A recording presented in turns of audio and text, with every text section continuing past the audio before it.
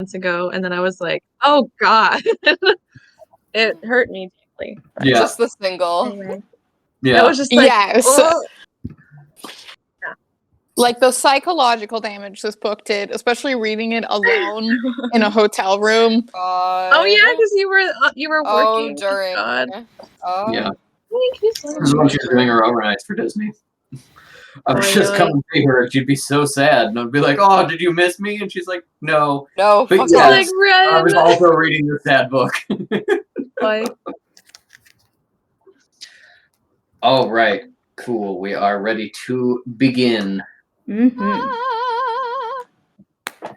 All right. So, in our last session, we completed our first arc of the story. Our sanctuary crew was tasked with heading north and meeting up with the Tuisu clan to engage in a cultural ritual of theirs on behalf of the sanctuary. Something that was supposed to be very minor, very easy. Honestly, the worst complication was that Caligulus was a necromancer, and nobody told the party that they didn't like those. That was the greatest complication, until it turned out that inviting you there was a pretext for trying to seek more help from the sanctuary. A being had been hunting the clan, and it was up to you guys to help solve it, to help defeat it. You finally put the Ghost Eater to rest, as well as Martin, his victim, but also not that great to begin with. And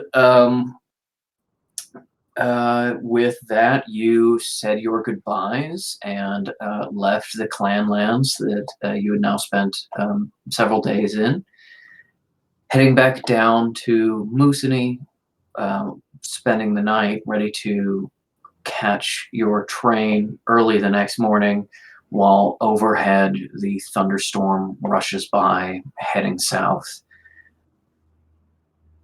And so we open our game with Connie pushing yourself up from the dirt, the grit, smoke around you, dust in the air, obscuring everything. You know where you are. You're in the prophetic dream you've been having for almost a week now. You know instantly that it is more vibrant, more real than it ever has been before. And you know that that means that it's growing closer. Things are becoming more set in the future. Push yourself up out of the dirt and observe your main field outside your farmhouse. Crops destroyed, torn out of the ground, blown over. Something, maybe a crater in the middle of your field, as the smoke and dust reveals things and then obscures them, reveals them again. You hear the little chittering in the background as small creatures dart through the mist, appearing, disappearing, never close enough for you to see a good look. And finally, something that you know was just on the edge of your hearing before, but now a little more definite. Something large moving through the smoke.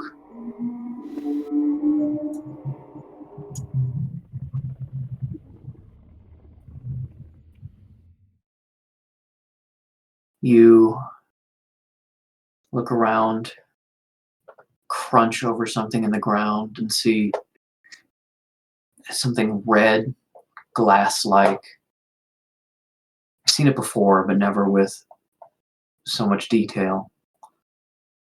You know you're in this dream, and you know that with how vivid it has become, you may have even more of an opportunity than ever to glean new details. In this moment, what does Connie do? So like, Guess, yeah, I mean, I try to glean more details. Can I make like a, what's it, like, I'm trying to remember the word. It's like a investigation check, that's it. You can do an investigation check to try to figure out kind of what has happened to your farm. You can also do a sort of perception or nature check if you're trying to figure out sort of maybe what time this happens or what day. Look for details like that. Um, yes, give me one of those three checks, and I'll tell you kind of what you can glean from that. Alright, I'll be doing investigation. Let me just. I'm using like an online roller, but Yep, that's a 12. being his brother to a T. Including your investigation modifier. Yes. Okay. With a 12, you see that the objects you've walked over, this kind of red glass-like substance. You've always seen the color. You've seen that it's foreign, that it's not something you recognize of your farm, something about this event. And now in this heightened state of awareness, you see it a little more clearly and you can reach down and examine it. Can't tell exactly what it is. It's transparent, reddish, pinkish tone, a little bit of slime coming off of it. And that's the clue. You look at it again and you realize that this is perhaps organic, something natural in some way. And you look out and you see this flecks of red, some only dust, some larger shards and pieces, and you can sort of see the pattern of the explosion rippling out from the crater that have thrown these.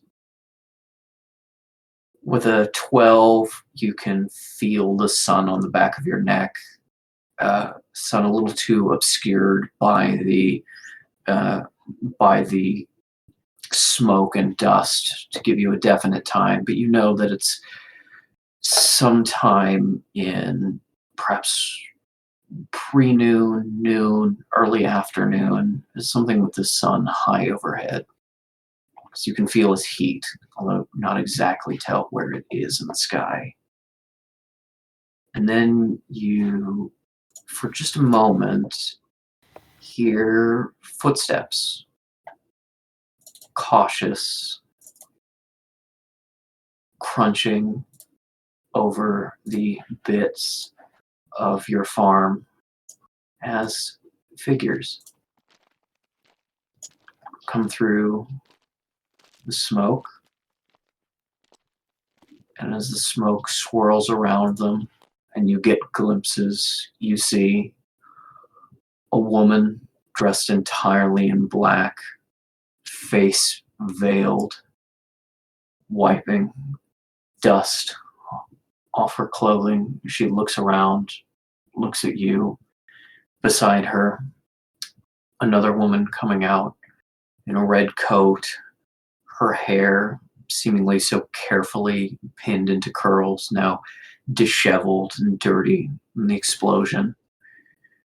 Pieces of flame flickering between her fingertips as she looks around for danger. You see a very tall woman, ragged furs made more ragged by this blast, this attack, carrying a giant spear. And next to them, a male figure of medium size, tattoos swirling around the left side of their face, wearing sweaters that were probably white, now gray from dust. And they look at you, and these are the figures that you have been dreaming. The end of this dream. Always the end when you wake up. And you see them more clearly than you have before. And you know that they're here to help you, hurt you, cause this event, save you from it. You don't know. But for just a moment, behind them, you see the fog shift as something large moves.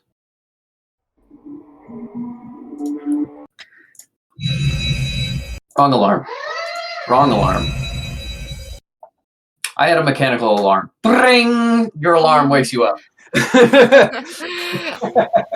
Tornado! Harry's character lives in a bunker. Maybe. It's Silent Hill. Yeah, it is very Silent Hill. You wake up in your bed, in your home, safe, and you can still smell just a little bit the charred air of the explosion. And today is the day. Not when this event happens. Maybe that's today. Maybe tomorrow. Maybe the day after. But you have been using your powers to look into the new future for these people coming. And you know that they are on a train and that this train will be arriving in town, if all goes according to schedule, at 10 o'clock today. And it is 6 a.m. As Connie gets up, there is a standing mirror, a little bit dusty, a little bit cracked, leaned against the wall. What does Connie see when he looks in the mirror? Describe your character. Like, I'm wearing overalls. Special overalls. They're blue. Probably wearing, like, over that, another short, like a short-sleeved work shirt that's also blue, but probably, like, a lighter shade than the denim blue. And a hat, a brown hat with, like, a brim to keep the sun out of my eyes. That's, about it. Pretty simple clothes for a simple farmer. What do you look like physically? Oh, right. You know, hold on. Well, I'm looking at. Can I like send an image? Yeah, absolutely. Okay, which channel should I put it in? Just like. You can either send it to the game call channel, which you just open the chat in the video channel here, or you can send it to general. Okay. Is this image I found? Yep, that's Connie. Yeah, I mean, I know Love sorcerers like. Holy fuck. I know sorcerers age differently, so I might not look like as old as this guy, but like that's pretty much it. He puts on Yeah. old age makeup every day. Wait, Connie is What's- also, a little bit older, and you also age faster when you don't use your magic as much, or if it's not as strong. You're also someone who spends a lot of time outdoors, and the sun and the weather start to prematurely age you. So perhaps not looking like a man in his late 50s, early 60s, but maybe you appear to be sort of mid 40s. Yeah. how do you spell the name? Connie, it's Coni. And you now have the morning to yourself. What does Connie do with his morning in the 4 hours before these people are coming to town? Well, let's see. Just got up.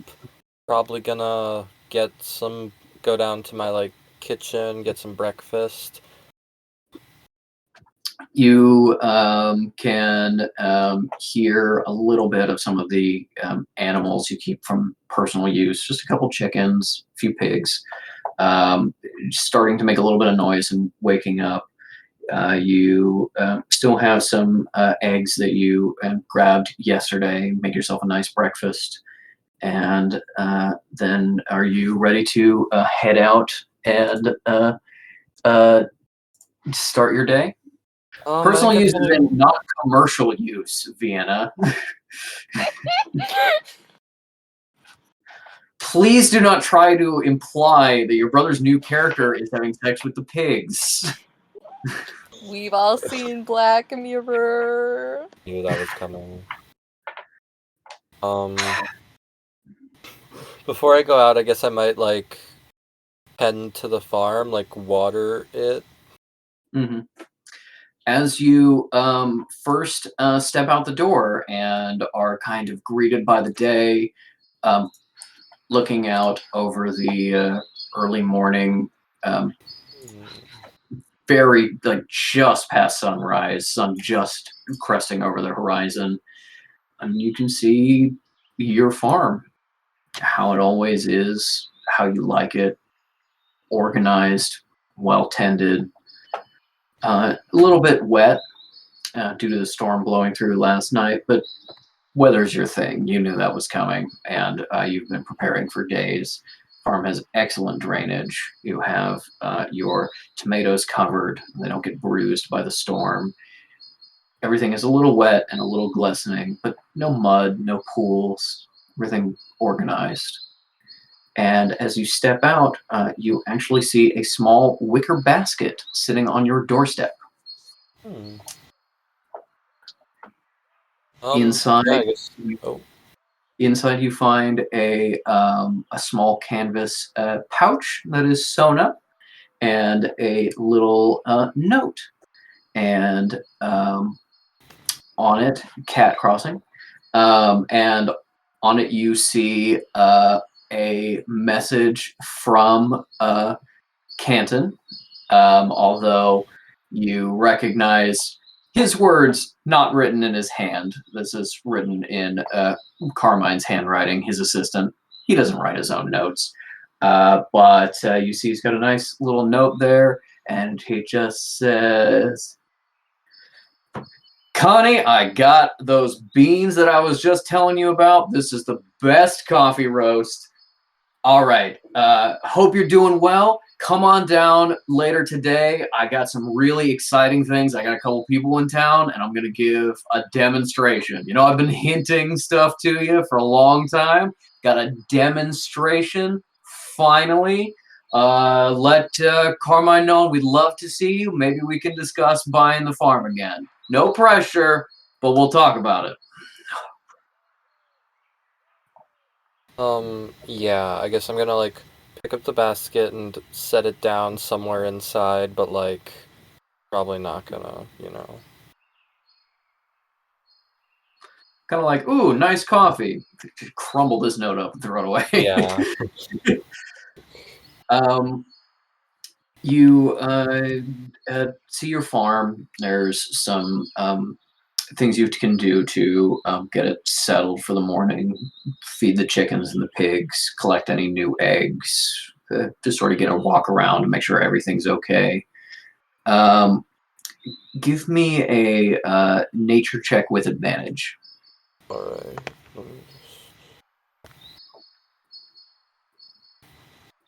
Oh, advantage. That's nice. So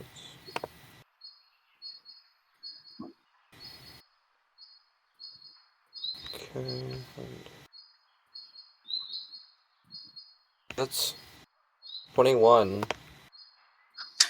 This is your farm. With a 21, things are exactly how you expect them to be. Nothing out of place, everything growing well. You feed the chickens, take their eggs and examine them. One of them is starting to show a little bit of molting in their feathers that you wouldn't expect.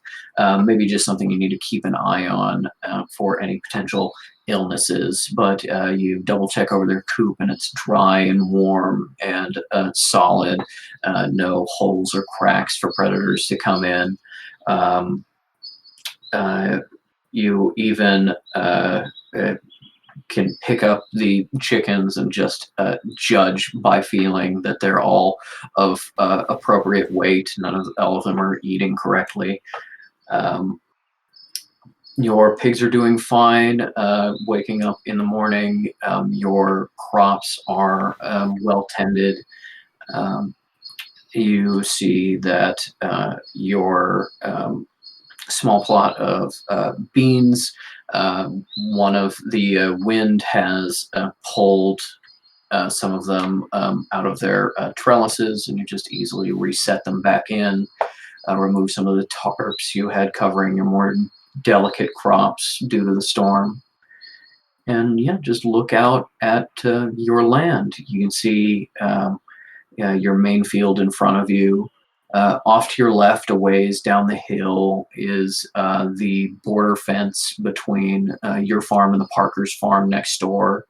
You can see some people down there working on their fence line. You already checked them out. There's some traveling workers, a little bit early for the harvest season, but fixing up the fence that you share.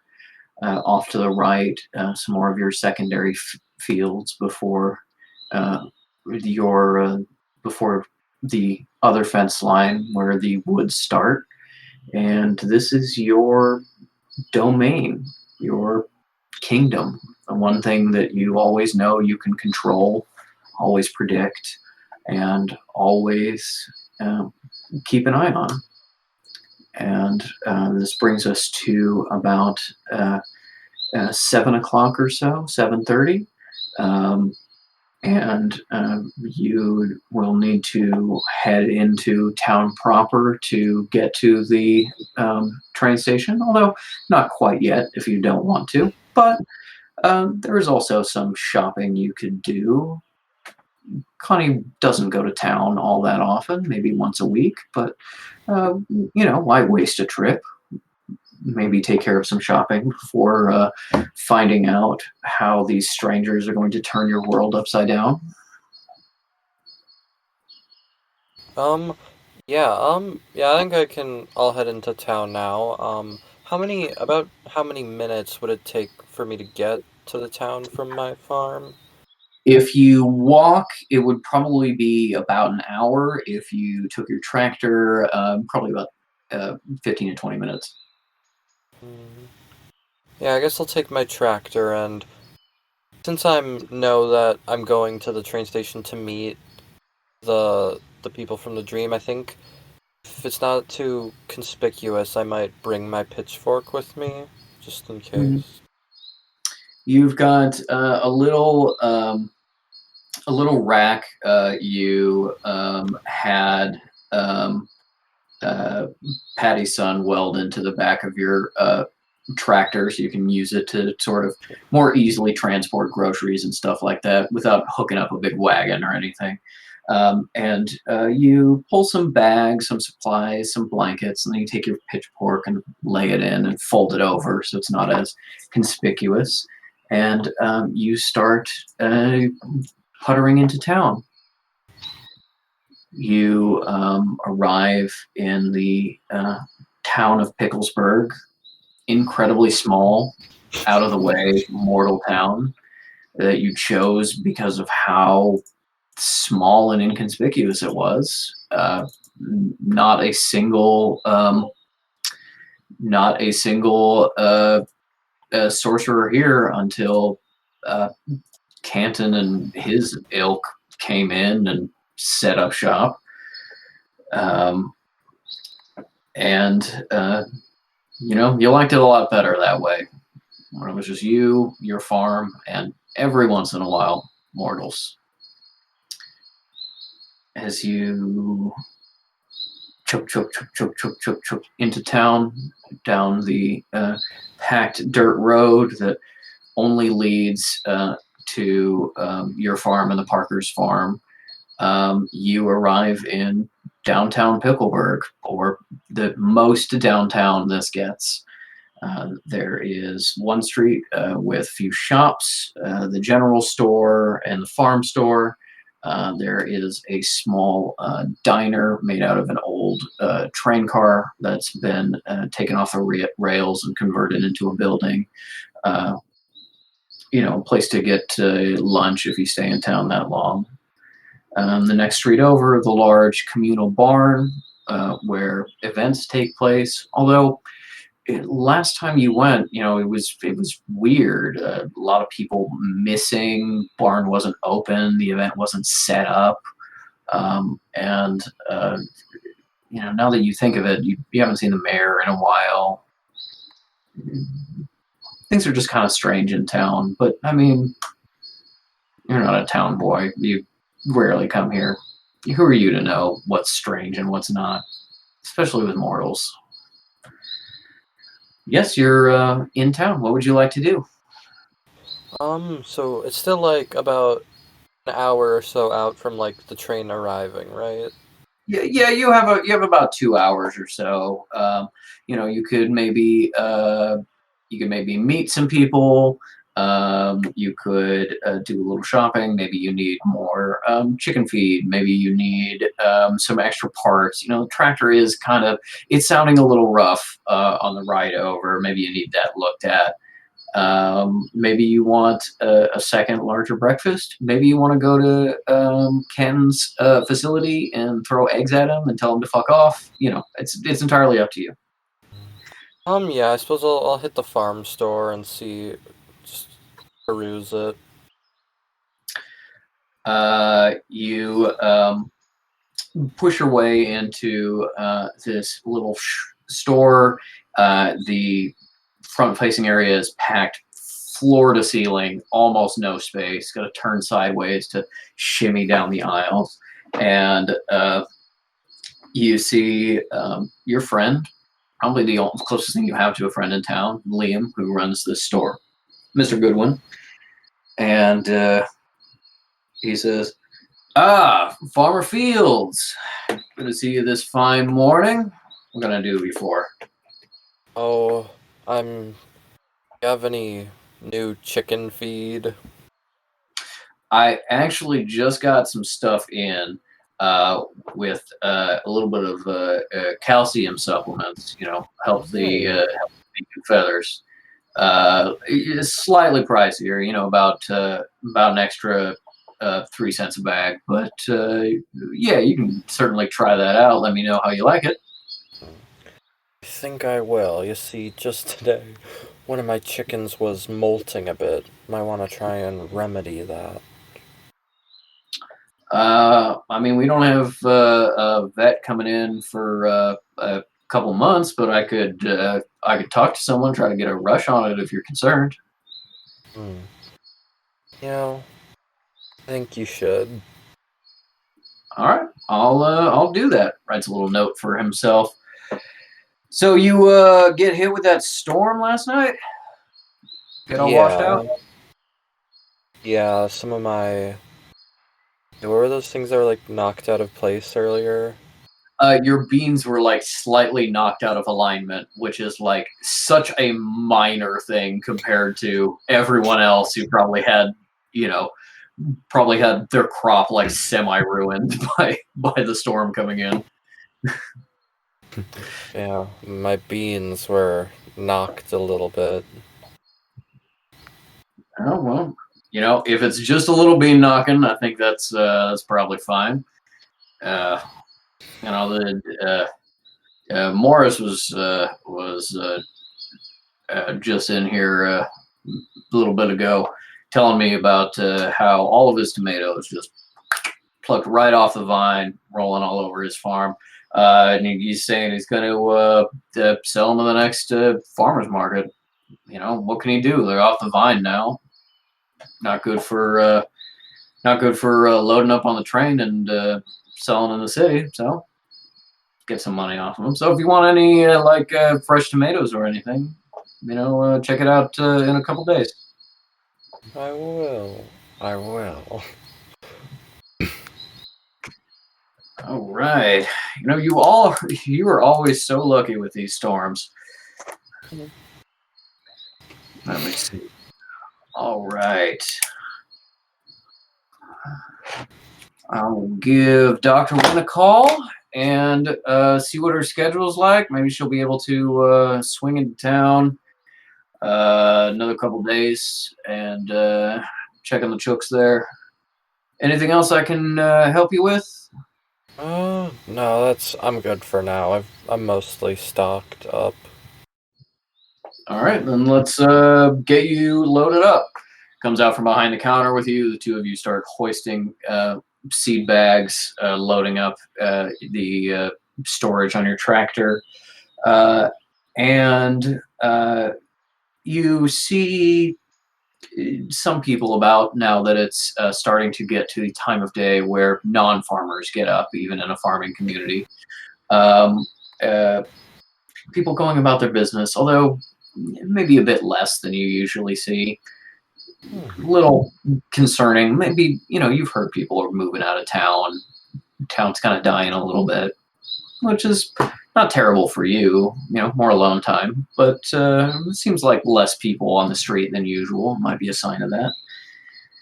And you can hear in the distance as the train starts heading into town. Still a little ways away, but it's chugging in. You got a couple minutes to head on over to the train station. Alright.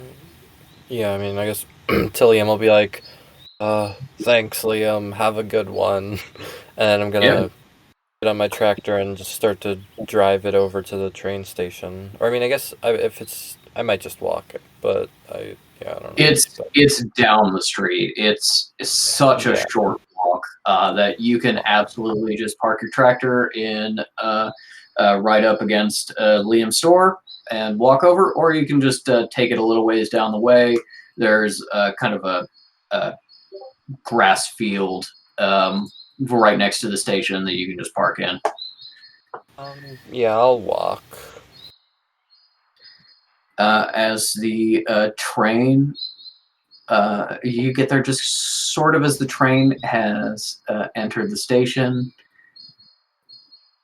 You have always kind of held out hope that maybe they wouldn't be here.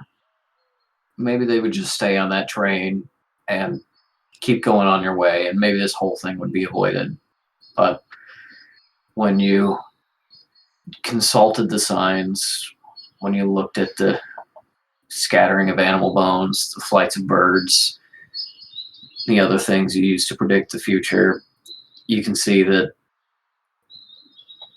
they may do you harm, but they'll probably help. And the one thing that seems clearer is that they cannot be here. It is not set in stone that they will be here for you. But if they're not, you are far worse off. And this future may be impossible to avoid.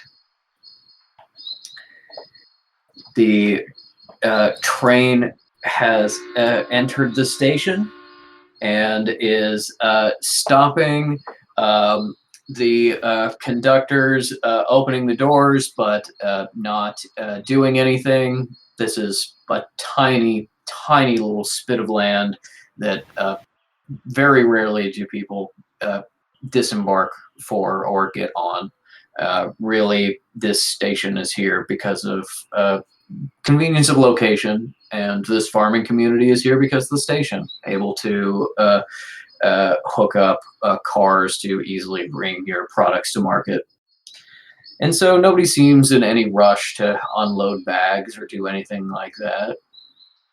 And then the doors close, and you don't see the people you were planning for.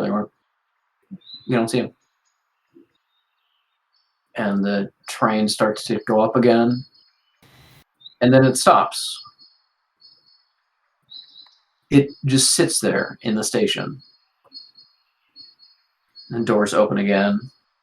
Some of the personnel come out, talking with each other. You can actually see a man having an argument with the station master. Something about a blockage on the tracks. And then you see people from your dreams step out onto the platform. Now we're going to roll back in time a little bit to that morning. The sanctuary crew is on the train after waking up very early.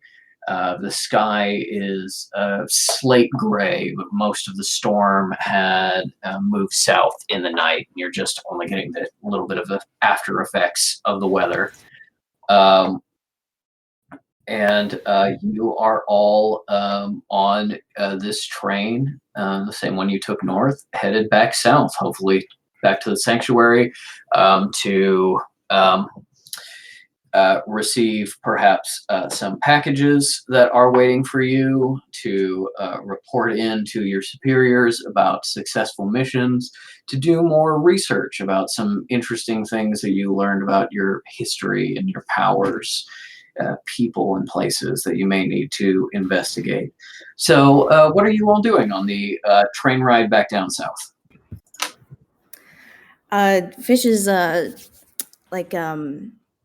doodling in the margins of their stolen library books that they've bound together to make their new spell book.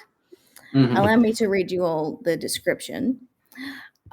This is what Patrick wrote for the actual note for the item. Essential for symbolists, a spellbook is a leather-bound tome with 100 blank vellum pages suitable for recording spells. And then here's my edition. This one in particular is made out of 2 stolen library books, former loose papers, and other messily bound scraps of all varieties. And Fish is just practicing symbols in there.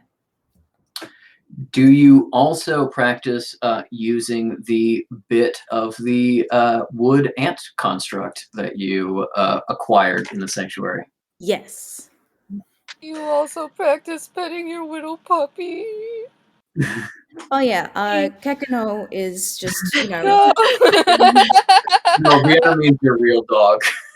Oh, I'm so sorry. Disrespectful. He's right there. Harry, this is Teddy.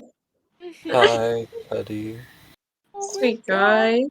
He's such He's a just little watching. guy. I'm just like, no, Teddy it's not even- now. Yeah, if I'm sitting on the floor, so like let's say that Fish is also doing that just as they're in their book, and then Kekano can be as Teddy is positioned behind them wherever.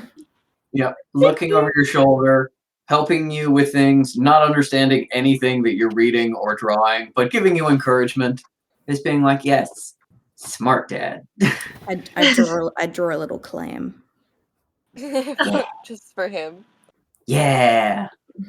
Clam is a powerful symbol. Oh my yeah. God. They all get clam tattoos. We're all getting matching tattoos at the end of this trip. Yep. Adorable. You're kind of sitting more in the walkway, your legs sticking out into the walkway between the seats as you work. A couple of the conductors, as they walk up and down the trains, have kind of stepped over your legs and given you a dirty look, but never actually said anything. The train is far, far less busy than it was on your way north. This is kind of, it reached its ass end of nowhere, and while there are other people on the train that you've been able to see and hear, it's not a lot. This is a pretty empty train, just kind of concerned with getting back down south, dropping you off in Ottawa and then bringing more people north. Did we have any trouble getting Kekano on the train, or were they just like, Absolutely not. whatever? There might as well Absolutely be not. a seal here. Yeah. You definitely got some weird looks in the beginning, but it was genuinely like they didn't even go around and like punch your tickets until you were a couple stops south of Moosonee. Very much like, it's early in the morning, there's barely anyone on the train, who gives a shit? So by the time people noticed that there was a living seal on the train, a living micro seal. They were already underway, and it's kind of like, oh, okay. And then they were like, "Oh yes, if anything happens, we're just gonna be like, you mean our aunt who's in mourning cannot have her seal?" Her emotional support seal? Yes, is Yeah, Cal try back me. in the full mourning gear? She is. She's added a bit to the outfits. So she's got very like traditional Victorian clothes, as well as like a like very like small flat bonnet that has the veil that goes over, and a little parasol. Somewhere That's a so gothic cute. Lolita, somewhere the gothic Lolita moment is born. Yes. Some little girl is looking at her like, Wow. Um, Barbie? No. Roll me an insight check. me? Oh God, let me go grab my dice, which I forgot to grab for some reason. Last time we were on a train, it did not end well. I was gonna say, Isla's, I'll I'm tell you what scared. she's not doing, and it's taking a nap. Yeah. Yeah. I will never sleep on a train again. She just Yeah. does not trust them. Harry, I had to go to sleep early, one of our sessions where we were all on the train, and then at the end of that session, everyone got into a fight, and we made it so my character was asleep and had to go through, like, the train cars to get to them, and they all fucking died. Stress. Terrible. Yeah. Y'all making fun of me? Literally, yeah. No, we're making making fun fun of No, we're making Isle. The last time Don't we were on a train. worry. Well, yeah. No more ambushes, please. We just woke up. I Okay. mean, Literally we're technically really about to hard be day. ambushed right now by this Well. farmer man. By That's true. Connie. And he's gonna get Hank our and I ass. are like, Patty? I don't fucking know about know. that. I Farmer know. man? Literally. Don't Like, accept also- any does not end strange well. jewelry he gives you. Yeah. Also, that was 16. Okay. 16 is, let me actually roll something for this. It's that religious man. Yeah. Yeah, I know. Well, That's exactly what I thought of. The holy man is still there. the as Cal is sitting here, probably across the aisle from Fish, as they draw attention to themselves by sitting on the floor. Cal is trying to be close, but maybe not sit right next to them in Kekino, so as not to get a little bit of that attention on themselves. But you know that somebody else walked onto the train and sat down kind of near you. You hear a little bit of noise. And with that insight check, you realize that like this person who came in is paying attention to you and is stopping, looking at you, wide-eyed, going back down to her notebook and moving the pen around. You can see that is a small child, about 12. Her seemingly father is sitting one aisle up from her, just kind of looking from her to you, confused, and with a 16 and her absolutely abysmal stealth check to not get noticed. Delicious 12.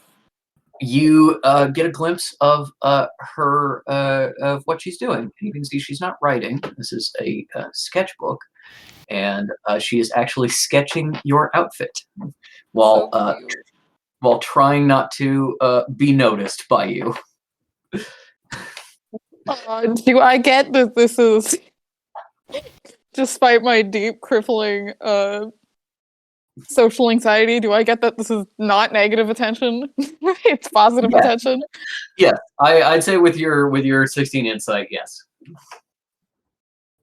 I think Hal kind of notices, but doesn't want to make knows that in that situation she would not want to be acknowledged at all or something like that. So she just like crosses her legs, maybe tilts her head a little bit just so that the veil falls in a more flattering way, and then goes back to doing her own writing in her notebook.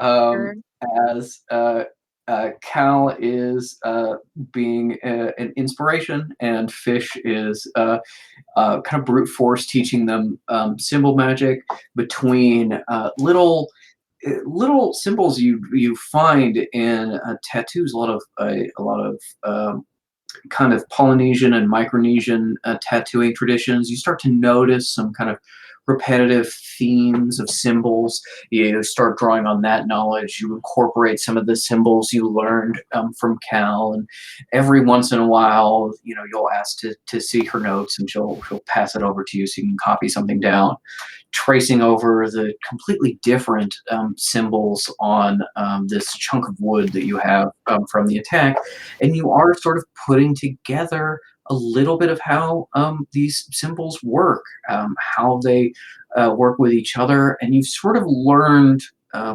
first and foremost, how to see how symbols connect to each other and what symbols actually are. You start to notice that, like, okay, this distinct symbol by itself has an effect. Well, this over here, these three symbols are actually together to do a specific effect. This is functionally one symbol. And you glean a little bit of symbols of protectiveness from your notes. There's a little bit of sort of protection from damage in the wood carving, and then a little bit of like maybe protection from during fights, during duels from the Polynesian tattooing. And in sort of a hybrid of these, you've managed to make something that is kind of like steadying, reinforcing, something of that nature. You've and that's how it goes, just kind of putting pieces together, working more by kind of instinct and intuition than any kind of scholarly learning, but you are putting together the basics of kind of symbol magic as you learn these things. What are Metal and Isle doing in this moment? When Kekano isn't helping Fish study symbol magic, Isle is bowling him down the train aisles. Gotcha. And seeing how far he can slide.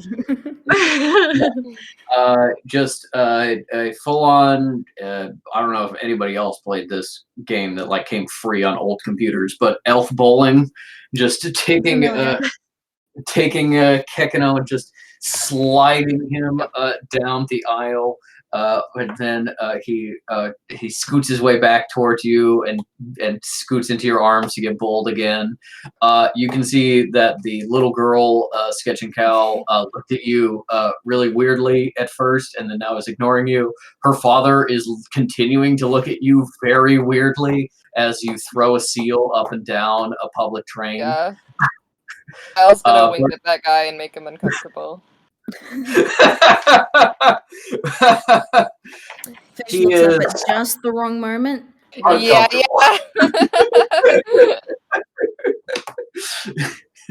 It's just a bonus effect.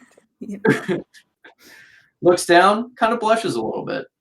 Wow. This little girl is the only one that notices Cal go.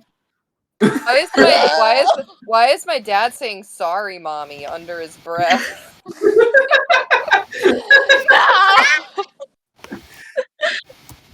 What is Metal doing in this moment? Well, the rest of your party is horrible. Yeah.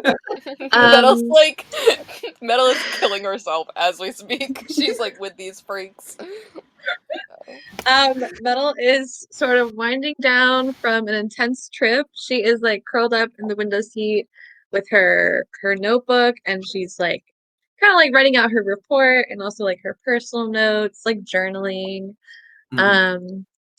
And then every so often she's like I spy something green, and just hoping that somebody will play along. Just trying to keep the game going. She's like, I spy something green. not looking up, grass. Yeah. Yes, it was the grass again. She's like, okay, your turn. I spy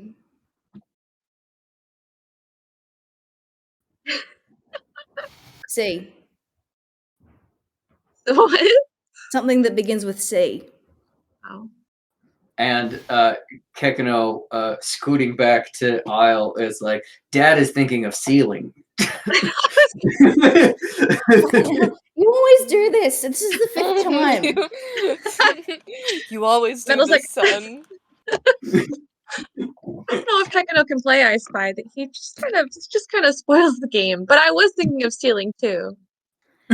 Yeah, cool. Yeah, it was sailing. Whee! I'll throw them back on the other side of the train car. As you are doing this, you see the conductor that you met on your way north when you gave a message to give to the sanctuary for you, and who you bought your sleeper cars from. Coming back up, opens the door. Kekino immediately runs into his shoe, and he kind of looks at you guys, and then is like, I'm sorry, and then just kind of like steps over Kekino like he was in the wrong in that moment. Good, he was. Oh, so true. And as he walks through the new train car, he says, "Next stop, Pickleberg. All on for Pickleberg." And then as he walks by Metal, you hear him really quietly, "Don't know why I bother. Probably Buddy. getting off of this shithole. Pickleberg, whatever." And starts walking past you guys, steps really exaggerately over Fish in the aisle, being like, "Get the hint," and Doesn't. and Does continuing and on. ignores. Is there anything else you'd like to do before you are reaching the next stop? I How? think. Go ahead. Oh well, mine's just small. I was just gonna say at some point in the morning. I don't remember if we said this at the end of the last one, but Metal is gonna find Isle and be like, "Did you remember? Did you get your memories back? Because I did." Oh. I'll will like pause and like take a moment to think about it, and she's like, "Yeah, I did." Oh. Metal is gonna be like, her eyes are just gonna be like a little watery, and she's gonna be like, "I got mine back. I can't believe I forgot. It's such a relief." Isle's gonna be like, maybe I wish I did forget. She doesn't say that out loud, but Yeah. she's thinking it. Yeah, Metal's just assuming that everybody got really great, wonderful memories. Yeah, it was all just like, "Oh, wow. thank God." Yeah. I was Yeah. like, I'm glad you got them back. She's like gonna grin and be like, I'm probably gonna write that down in her little notebook. Yeah. Do her little metal dance and then write it down. Yeah, I probably woke up this morning with her memories back, going like, "My memories are back." Oh, yeah, my memories that are one. back. Great. As the train starts to. Oh wait, hold on. Yeah. Cal not knowing what a pickle is and only knowing that the conductor had a weird reaction to it does turn to the window and does a death sentence, being like, "This a murder town?" As you are heading into the station, your train is starting to slow a little bit, and you sense death, corpses, No. huge It was amounts. tough. And then you pass by the sanctuary, the cemetery that's just behind okay. just behind the town, and Yeah. then you're like, oh, I guess never mind. Were they very like fresh? Was it recent or like No, normal? God, no, it's What just the bodies. Okay, yeah. Cal straightens up and then is like, You in fact get some that are like Decently fresh, like last 2 or 3 years, and some that are almost 200 years old. And Oh. it's like, this is the cemetery. This is the cemetery for the whole area. And do it's we have not particularly big. Do we It's have not an particularly actual big. reason to get off at Pickleberg? No. Nobody Ugh. ever has any reason to get off of No one has Pickleberg. Not ever to be gotten off of rude. Pickleberg. That's why. No that's one's why ever it's gotten funny off to- in Pickleberg. God damn it. And that's about to change. Fish gets up off the floor. Fish is like, alright, guys! Looking for your next love interest. A Wow, love interest in there's a every town. beautiful woman named Farah. Each new one gets increasingly more like resembling Isle. Oh god. Eventually, it will be her. Eventually. Eventually, we hit Alara. God. Or maybe Um, Isla. But yes, you don't sense anything wrong. Even using your insight roll from before, you can see that nobody else is kind of packing their bags or getting up. But you are slowing into the station. You stop, doors open, see the conductors walk outside. You look out and see farmland, some trees, very small town next to you. You barely remember stopping by this place on the way north, to be honest. It barely sticks in your memory. But then the doors close, and the engine starts up again, and you only move a couple feet before it stops and the doors open again. And eventually the conductor walks back through and pauses first at the man and his daughter, and then closer to you guys, and says, I'm so sorry. Apparently we have an unscheduled delay that is going to keep us here for just a little bit. We're going to get that sorted and then have you on your way. Takes out his pocket watch and is just kind of like talking to himself, just like, okay, yeah, we will probably make the transfer. All right. And he leaves the train. And you're just sitting here with the doors open. You see the conductor start to argue with someone else in a train uniform. And then he is getting angry and angrier, and he disappears for a moment. Another conductor comes and talks to this person, disappears, and a different conductor walks through your train, and in the same announcement voice, says, "Attention, everyone! We apologize for the inconvenience. There is an obstruction on the track that we cannot move. I repeat, there is an obstruction on the track that we cannot move. We will have this sorted as soon as possible. We thank you for your patience. We will be stopped here indefinitely." What's the obstruction? The person walks over to you and is like, we got a report that the storm last night, a lightning bolt struck a tree, and a bunch of trees brushed, a little bit of some rocks from a cliff edge have sort of fallen onto the tracks. Okay. And normally we would just get someone from the station to clear it, but apparently that's not happening, glaring through the window at the station master. So we don't know when this is going to be sorted.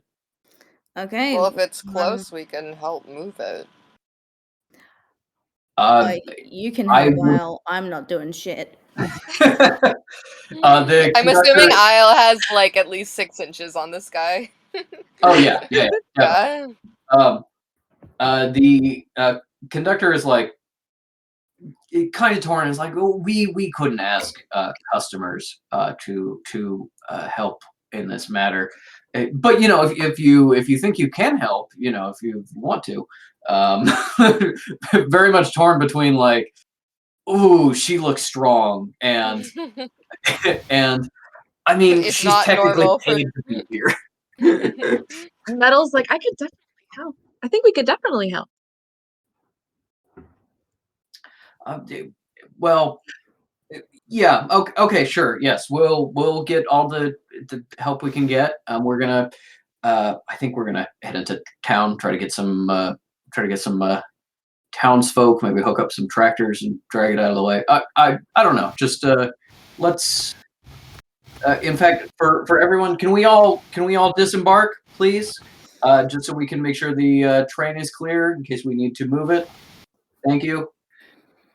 All right. Um, Why Well, would you move? you two Why can would work you on move the that. train if you're not Denier, on it? Vienna, what was that? I was just being annoying. Oh, yeah. Redacted. Okay. I'll being annoying, but real answer is that genuinely there are some times where they're like, okay, we need to like unhook just this car so we can go over rough terrain. We gotta like get everyone out here, get this car up on like some blocks, get a big beam and move it off the tracks, things like that. There are a lot of reasons to kind of empty a train car when you're stuck and there's something on the tracks. Yeah. As you head out of the train, you see a sort of middle-aged man in overalls, waiting on the platform, staring at you all. And the only other person seemingly here, there's nobody else getting on the train, no other customers or anything like that, is the station master that everybody was talking to and getting mad at. And as you head out, you can overhear a continued argument between the station master and one of the conductors that has gotten a little heated. That is, what do you mean you can't move this off the track? There are no workers available at this time. I understand that. Why not? I mean, this station, your one job is to make sure the track is clear around here. I'm sorry, there's no workers available at this time. You said that already. Okay, where are they? Do you think we can round some people up? Oh, no, there's no workers available at this time. Oh my God. And you walk off the train. What do you guys do? I Use your magic ears and your magic eyes. This bitch has been transmogrified. Oh, yeah, you know what? Fish totally wouldn't think to do that, but let's just say that. Oh, never mind. Sorry. No, It's just like, no. anyways, those guys are freaks. Yeah, Fish would just be like, fucking weirdo. Anyway, but maybe Kekano could be like, nudge, nudge. Let me Sniff, make sniff.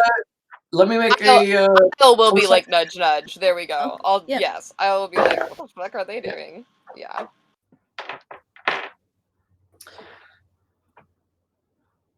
Yeah, what do you want to do? You get a nudge from Isle. Oh, yeah, okay. All right, Fish rubs their eyes, and we do Eldritch Sight on this interaction. You get that you don't get any magical signature from either of these people, so you know that both the conductor and the station master are mortal. And for just a moment, it seems like there's something with the station master, but then no. Can I Everything can will I be fine. roll a perception? Sure. Okay. Haha, nat 20. So that's a 20. God damn it. Okay. tell us everything. Fuck Patrick. What's your total for with the net 20? 22. Okay. With a 22, you still don't see anything magical. You start looking around, you instantly see Connie standing there, magic flowing off of him, magic on his clothing, magic in his eyes, and kind of Angel nobody else. sing. But then you look back with that 22 at the station master, and you notice that the storm came through yesterday, but it's a decently warm day today.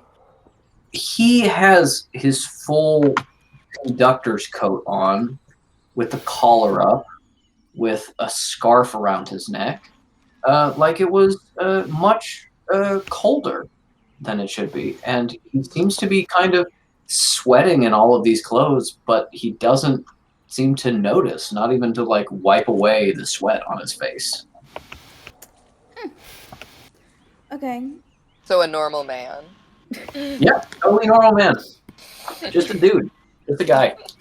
I'm gonna glance on back to Connie over here. I think it makes sense if I continue looking this way because Harry, you're here. And be like, hey.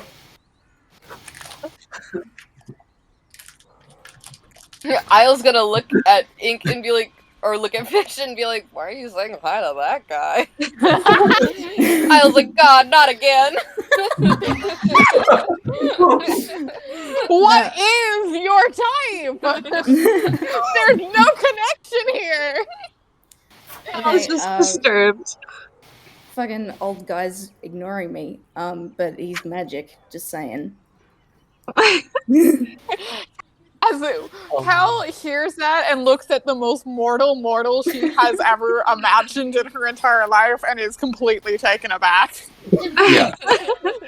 Also, I thought you were saying Fish's type is old man ignoring me. I was like, young beautiful women and old men ignoring me. That's it. Love it. Isn't that the bi experience? So No. I can see all four of them now. Are they all out or? Yes, Yeah, we're all out. I guess I'm gonna start walking over there. Isla's going to stare at Connie, alarmed, and be like, "What the fuck?" Like, I guess like intimidatingly, be like, "Turn back, old man." Okay. that was a specific reference for Harry, but I'm glancing around for Metal. Like, hey, have you noticed that any of this is happening? Metal definitely hasn't. She like lagged behind to like get her like little sun hat that for some reason she packed and is like, oh my gosh, this is so exciting. We can actually do Cal's got some her like sun. parasol up too. Exactly. We can do some sightseeing. This is gonna be fun. And then you're like, oh, this old man is magic, and she's like, oh, maybe we can make some friends while we're here. She's just like, whatever. But then she's gonna like clock Isle's vibe and be like, oh, do we not like him? And just kind of like tune into what's happening. I was She's just like, gonna be "This like- is a magical man in an unmagical place. What's happening?" Valid. He could be nice. Does he look nice? Is he like is he smiling? Not really. Yeah. He's just No. there, like, Never mind. It's such a like horror movie beginning. You get off a train and there's a scary old farmer just staring at you. And he's like, there's a prophecy. And you guys Yeah, are like, right. "Oh." Cool. I'm gonna go. While everyone's investigating this creepy mortal, Cal's gonna start walking opposite the direction of the cemetery and cast Death Sense in that direction. Okay. You reach the end of the platform pretty soon. It's a pretty small area. Past the platform, there's a little bit of just kind of a grassy area and then some houses. There's small clapboard houses, not really set in any kind of regular way, just kind of catch all. And you don't sense anything that way. Okay, she starts wandering back to the group. But I yeah, think I that don't know Isle will. Oh, sorry. Go ahead, Harry. you can go. I was gonna say, I think, would probably approach the station master and be like, "We can work. Where is the obstruction?" You can't work. There's no workers available. I don't like it. How many people are around other than our train guy and Connie?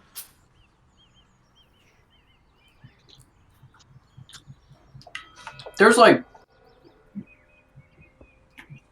5 or 6 people that have gotten off the train with you, including the dad and daughter. Okay. Just kind of like looking around, covering their eyes in the sun, being like, okay. And then you can see the dad and daughter spot the diner across the way, and they're like, I guess we'll go have breakfast. Just kind of like wander over. Well, I'll will not slap this man at this time. She was gonna just slap the shit out of this guy to see if it did anything, but I think she will hold off at the moment. So Nobody she'll got like a dispel magic, right? The obstruction is on the train tracks. Okay. Okay. And then he turns and walks away. Okay. I don't like it. I guess Isle will call over to Connie and be like, "You know that guy?" No. Yeah. No, yeah, you know the station master. Not like well yes. or anything. You I mean, just know him by It's sight. funnier to imagine you being intimidated by Isle, being like, no! No, I don't know anybody. I've never known Wait, anyone in no, my yeah. life. What are you talking about? I mean, he's just like the train guy. Yeah, you know him by sight. I don't think Connie's ever like had an interaction with him at all. Yeah, I mean, have I ever like ridden this train? Probably not. I mean, you probably rode it to like get here in the first place when you moved here. Other than that, no. Yeah, so. You know why Alright. he's acting so weird? No. Listen, hey man, I don't know. I haven't been in the community long enough to know if there's like a secret password or handshake or anything, but like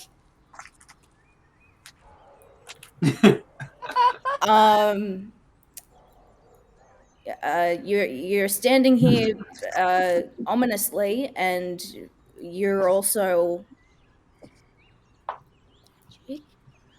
Oh. Wait, you're? Guess that. oh well, yeah. Yeah. I don't know if you noticed, but like I've got a fucking seal on my shoulders. I was like, Yeah. yeah, he's got a fucking seal on his shoulders. And Totally. Kekano, you hear in your mind this little seal go, "Hello." Oh my God, Teddy that's whipped his head around when Patrick said that. Teddy is a paid actor. True. He's Filling the doing role great. of Pekino. Pekino's watching. Yeah. I mean, I'm not sure how to respond to the seal thing. It's just you group. What are you doing here? I think we're just chilling for now. Just Train chilling? broke. Yeah, I'd love to not be here, but Yep. There's an obstruction on the thing. The guy says so. He won't stop fucking saying it. What's the obstruction? wish I fucking knew. Rocks. I'm gonna find out. I'll start walking down the tracks. Fish already asked. It's like trees and rocks and stuff. Oh, you're right. Sorry. Yep. Yes. It's like trees and rocks and stuff. As Isle goes to walk, Cal like turns to her and is like, "There's no dead bodies that way." I At was least as like, far as you can sense. thanks. You know, there's a limit. There's a range. I'm sure if you walked that way, eventually you'd reach a dead body. At some point in our lives. Must have been that storm last night. Storm. We had a storm, didn't we? While we were doing normal human things. You can see the last few people kind of leave the station as they're kind of dragging their luggage off, and the conductors are helping them get it out onto the kind of like the grass verge, and there's some benches they can sit on in the shade while they wait and stuff like that. But nobody's really around you now, other than Connie and a little ways down the track, the station master, who does not seem to be paying any attention to you. Cool. Okay, so you four, you're trouble. Yeah, I've been called that. Metal's like, well, we didn't do it. Wait, what? We didn't do anything. We Not just got yet. here. Yet you haven't. Okay. Are we what are going your to? what are your plans here? We literally don't have any. Our train is stuck. I'd love to move some shit so we can go home. And she can move some shit. I can. I'll drink to that. In the woods.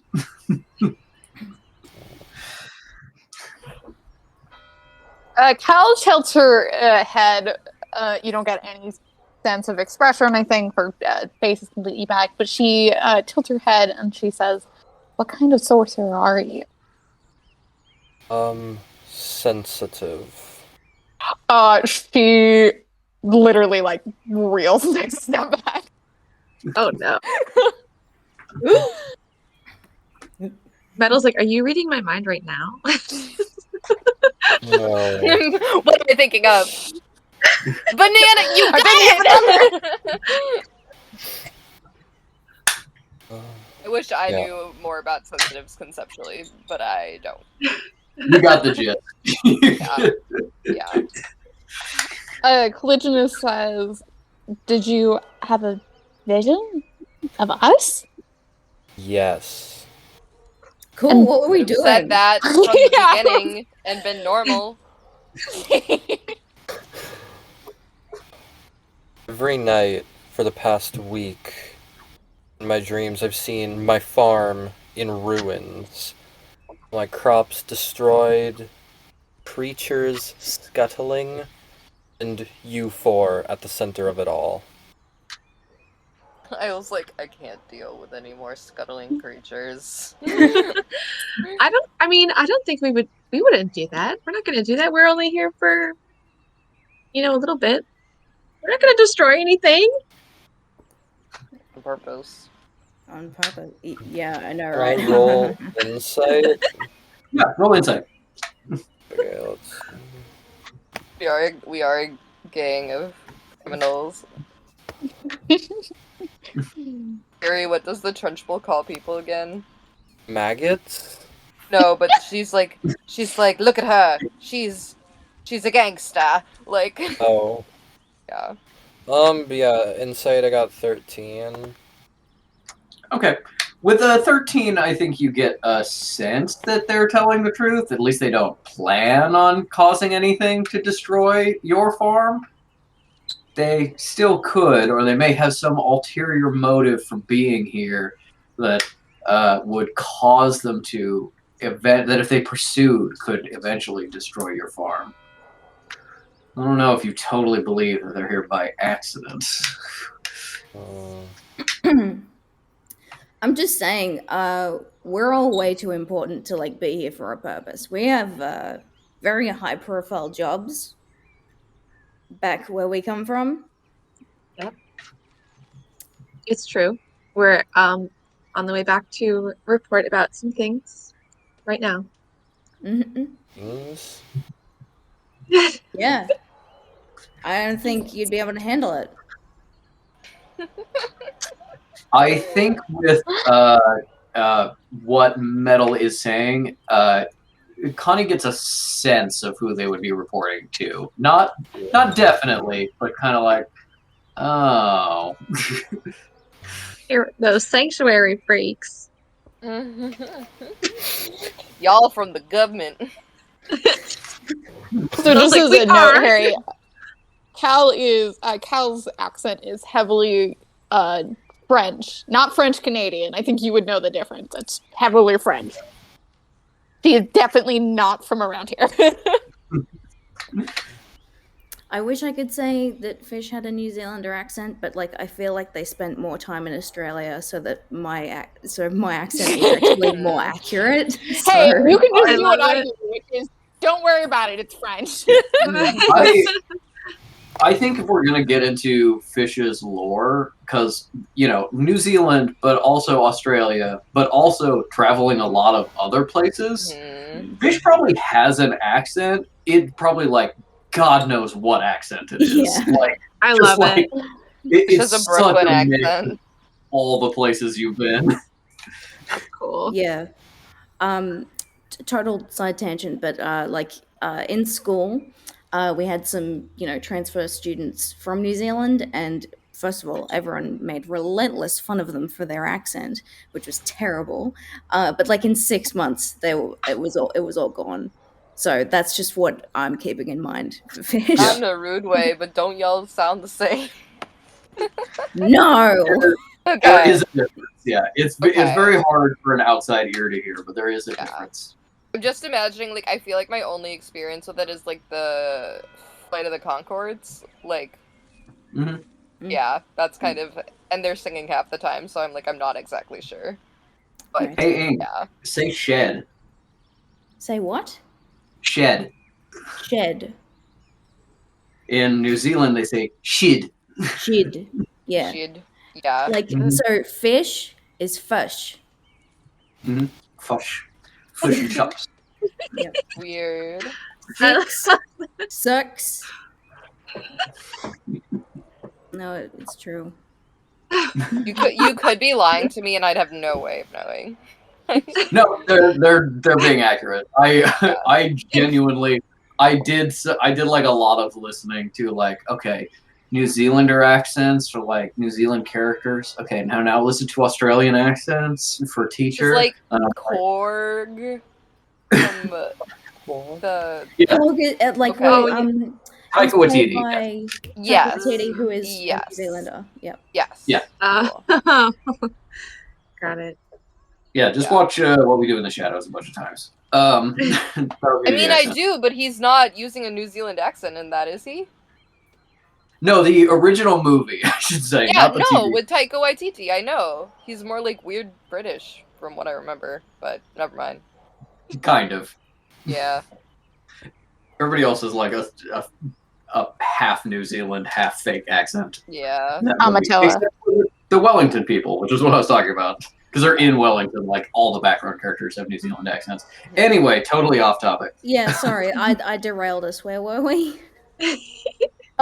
Interrogating, mutual interrogation. Yeah. Mhm. Yeah. Oh, Point is, no, go ahead. Nope, go ahead. okay. The point is, I know that one way or another, you're involved with what's going to happen to my farm, and you're either causing it, or you're gonna help me prevent it. So which is it gonna be? Hey, damn.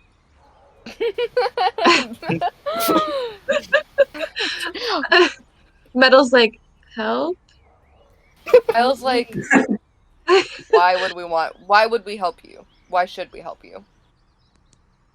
It's my farm. Oh no, Might be. some guy's farm.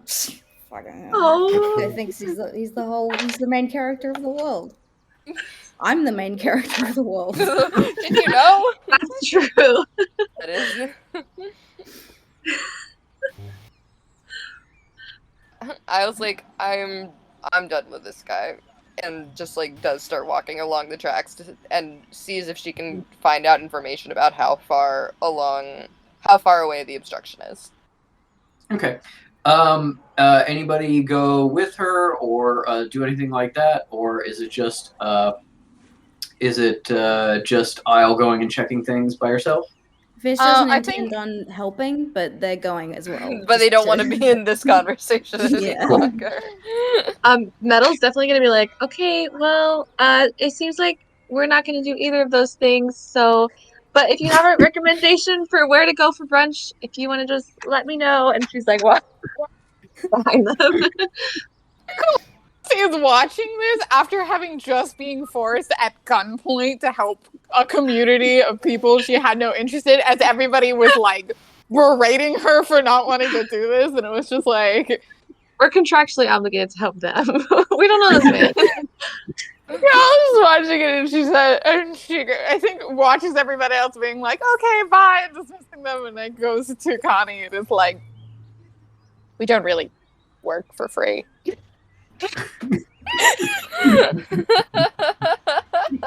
that the truth?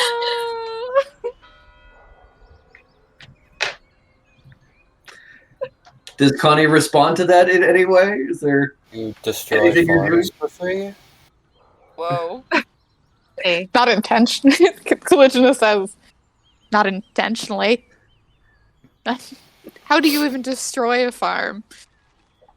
Doesn't it With- just have, like, plants?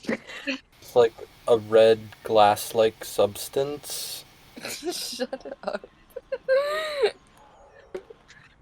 Everybody else has started walking away at this point, so I think only Cal can give me like a history check to see if they understand What the what hell he's does that talking mean? The mumblings of this insane man.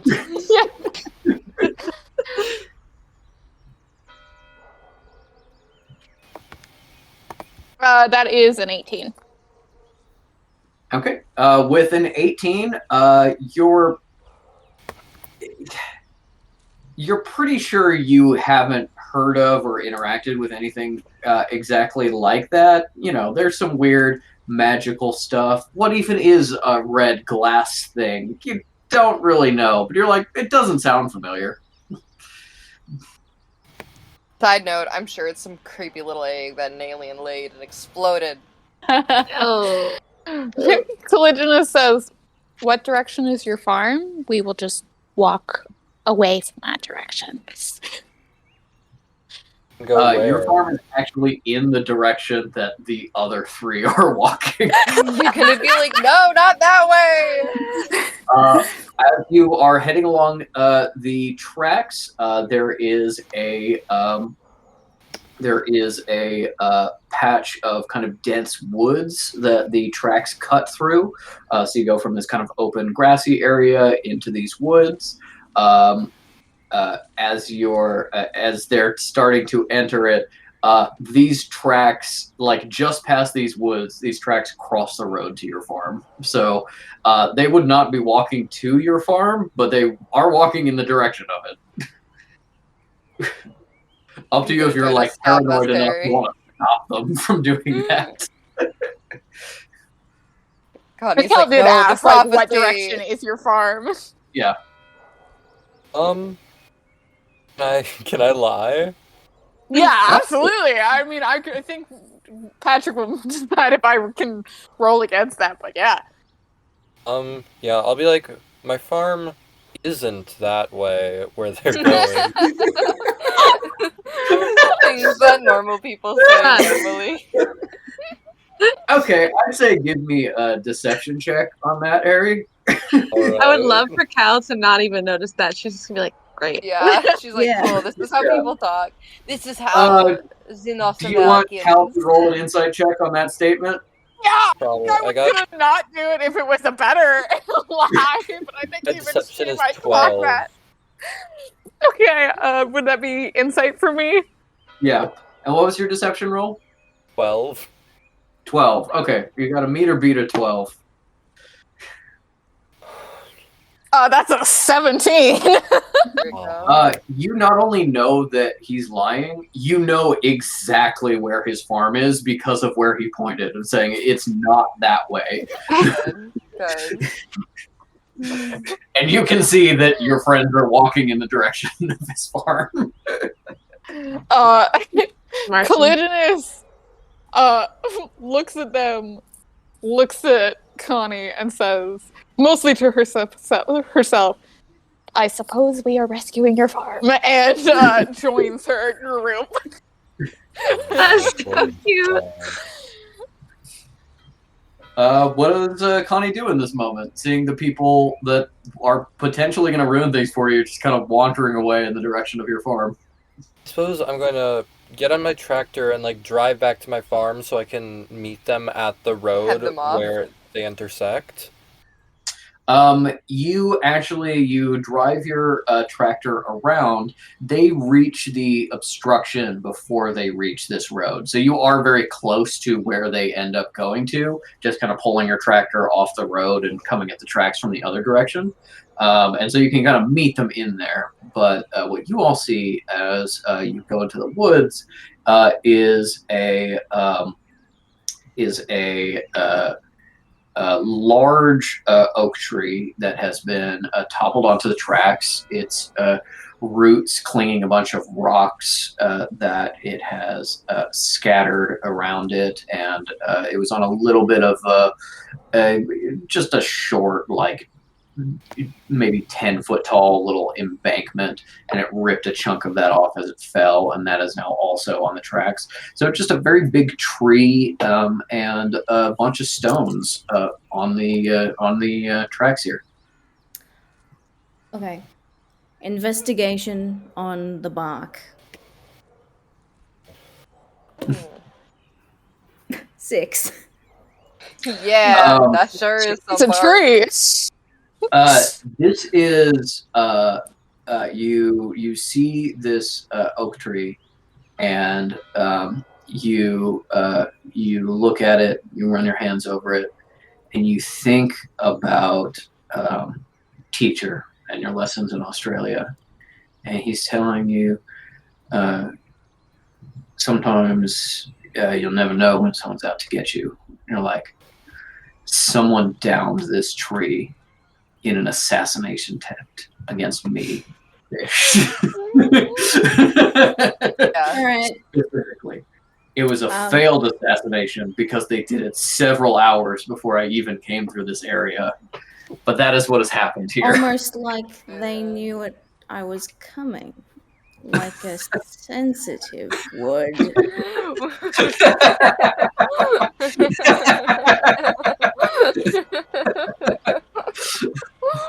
I think we should kill that guy. I was like, yeah, I'm down. Metal's like, okay, I don't think that's. Hold on. And she's gonna use No, what if he did? like He did this damage to his fucking farm or whatever he was talking about. I don't even know what he was saying. I Collisionist. wasn't listening. Collisionist says, we're heading straight there. He got on his strange mechanical device. I believe he's planning on intending on meeting us at his abode. She goes, wait, people live to kill fish. People live on farms, right? Metal explains what a farm is. Why have we suddenly become the stupidest people on planet Earth? We're done. We're on vacation now. It's not any different than how you were the first time. You're just in a town that you know nothing about now. Hey. Can Metal just use like her elemental sense and just it says you can identify if natural phenomena such as tremors and thunderstorms and what are natural or unnatural. Smart. I will say that that is you were able to tell from the storm last night that the storm itself was entirely natural, and there was no kind of magic or foul play creating it. Elemental sense mostly works with kind of like active effects. You know, the ground's rumbling and you're like, is something digging up from underneath me or is it an earthquake? But I will say with that, do a investigation check with advantage.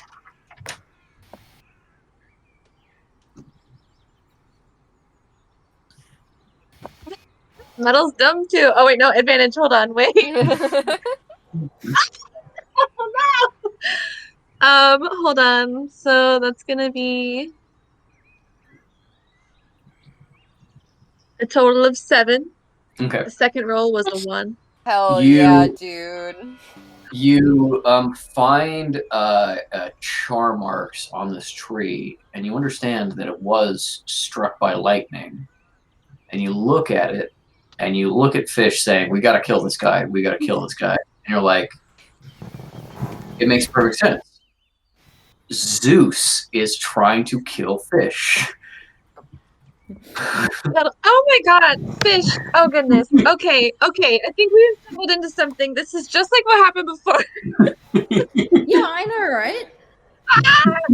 It's too much. Like, it's too good of a coincidence. Why would there be more than one lightning strike on the planet at a time? She's gonna take off her little sun hat and like roll it up and like somehow like put it on her person and be like, okay. She's gonna put her hair up and be like, there can be a fight at any moment. Kyle is sizing up in this tree and thinking, "Did a giant crab lift this?" Is that what she's Can got? I roll to see if I still have the brain cell of the group? Am I in possession of the? I think We share it. Yeah. Cal has it now. You can definitely see them looking at this tree and freaking out and saying, "We gotta go kill Connie." So I I think don't even know his name. you think that they figured We something don't. out, but they're not telling you what they figured out. So I think it does make sense for you to also try to investigate or try to get the information out of them. And for Kyle, I wouldn't listen I to it. believe that a giant crab may have a chance of moving this tree, but it is very large. Okay. So a giant crab would certainly help. You may need more than that. Okay. Noted. Yeah, I think Cal just says, asks her question about a farm, and then after Metal answers and sees everybody going more into the like panic mode and investigating the tree, we gotta kill him. And like, why do we have to kill him? Isles walking around like this.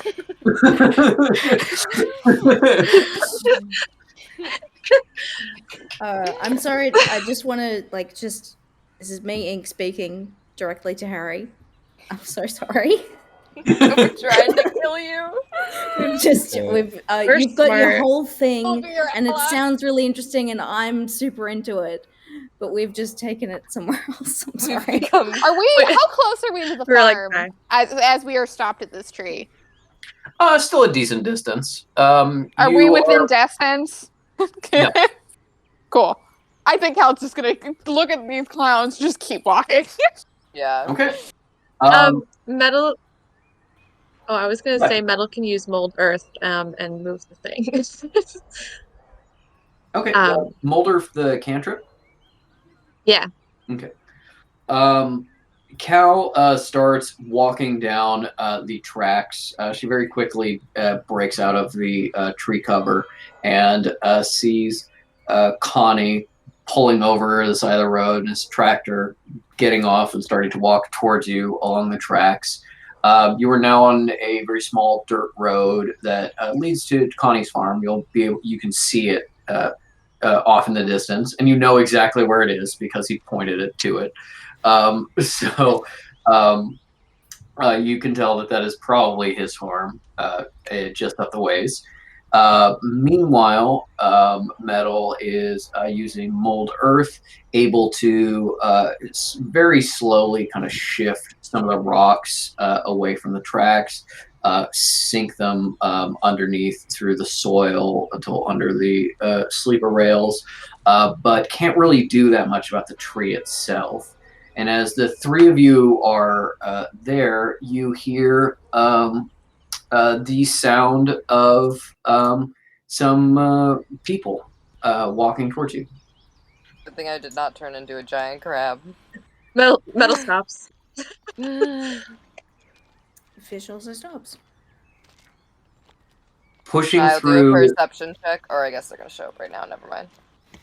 Yes, pushing through the brush and walking along the train tracks, you see three men wearing kind of like work coats, just like a big tan, just kind of jackets that you'd take with you to like a job site. They look a little bit dirty, a little bit tired, and they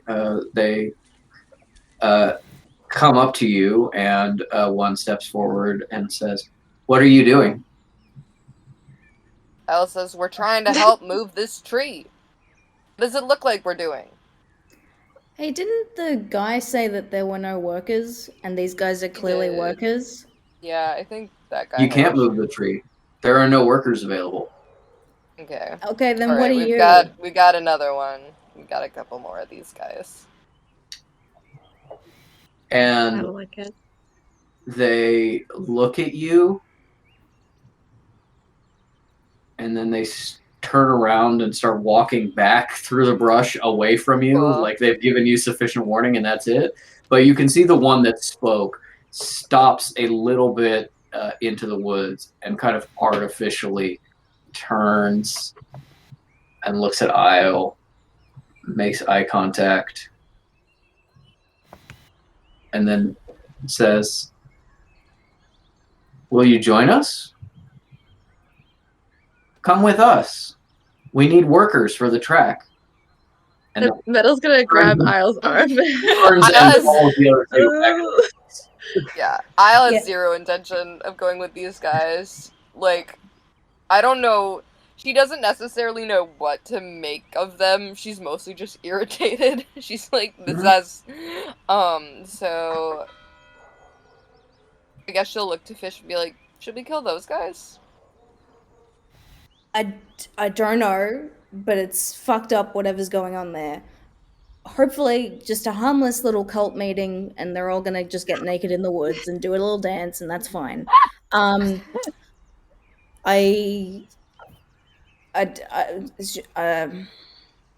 if someone needs to infiltrate the group, I'll go. Just take off one of their sweaters. Yeah. Wait, no. I don't think we should separate. Oh no. Speaking Okay. of, where's Cal? Where's Colliginous? I wouldn't probably call her Cal yet. Colliginous and Connie are together. What is that interaction like? Two Yeah, of you how's back that going together for y'all? immediately again. I don't think Cal is fully deciding to do a pass without trace or anything because, like, obviously this guy seems to expect them to show up at the farm doing something regardless. So she's kind of naturally, she kind of just creeps in the shadows. You know, she's got her parasol. She's walking along like shady areas instead of in the direct sunlight. Kind of walking slowly.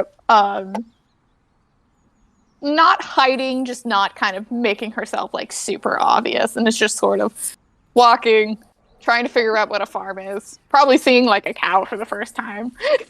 Wow, this is just the special experience for Cal. Really going through it. Day of first for Cal. Yes. Big. Trying not to step in any mud. Maybe probably hiking up her skirt, walking in her big ass platforms. Yep. I think that Isle will kind of track Cal through. She'll be like, okay, like, we should all be together. Maybe she can help us move stuff. And she'll see Cal, and she'll probably see Connie standing in the distance creepily. She's gonna go, "Armor guy, if you help us move the tree, we can leave." Okay, so, Patrick, earlier I think you said that, like, I knew that they had to be here, right? Was that a thing? No, you knew that they were involved somehow, whether positively or negatively. The sense you've gotten from your divining before is that they it would be worse if the train had not been blocked and they had just immediately left town. You do not know if that like future has passed and now it's okay for them to leave, or if that is still like an active thing happening. Okay, I think I'm going to, real quick, I might go inside, and I think I'm going to ritual cast Augury and ask, like, should I help them? Okay, so you get back on your It's tractor. gonna be like 1 second. You get back on your tractor and drive back to your drive back to your farm. Yeah. Is that what you do, or do you cast augury there? Well, if I'm ritually casting it, won't it take like 10 minutes or something? I have changed ritual slightly, so they're 5 minutes. But yes, still a significant amount of time. Yeah, I don't think I just want to like stand there and do it. So yeah, I think I'll just. I feel like you've made a weird enough impression already that if you just disappear for 5 minutes without a response, it'd be fine. Yeah. So... Yeah, Cal walks and watches you go into your house, and it's just like. She's like, "This is normal." So they do live on a farm. Yeah. Cal coming out of the woods, Isle now behind her, creeping to the edge of the woods and seeing Connie waiting on the tractor, and then starting the tractor and driving off, heading towards the farm. You can see in the distance him pulling in and going into his house. Do you take the time to like unload the seed you bought or anything while you're back home? Probably not. Like, I'm just gonna, try to get the answer out as fast as I can. Then you need to tell me specifically what you are trying to accomplish that you want the augury reading for, and then I will tell you what your reading is. Okay, I want to know if me helping them move the blockage on the tracks, and thus indirectly letting them leave, if that will make my farm not explode.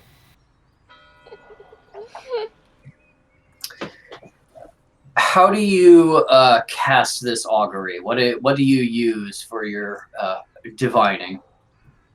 Maybe let's say, do like, maybe I'll, I feel like this might take a while, but maybe I might do like the thing where you brew a cup of tea and then look at the like stuff in the bottom. Okay.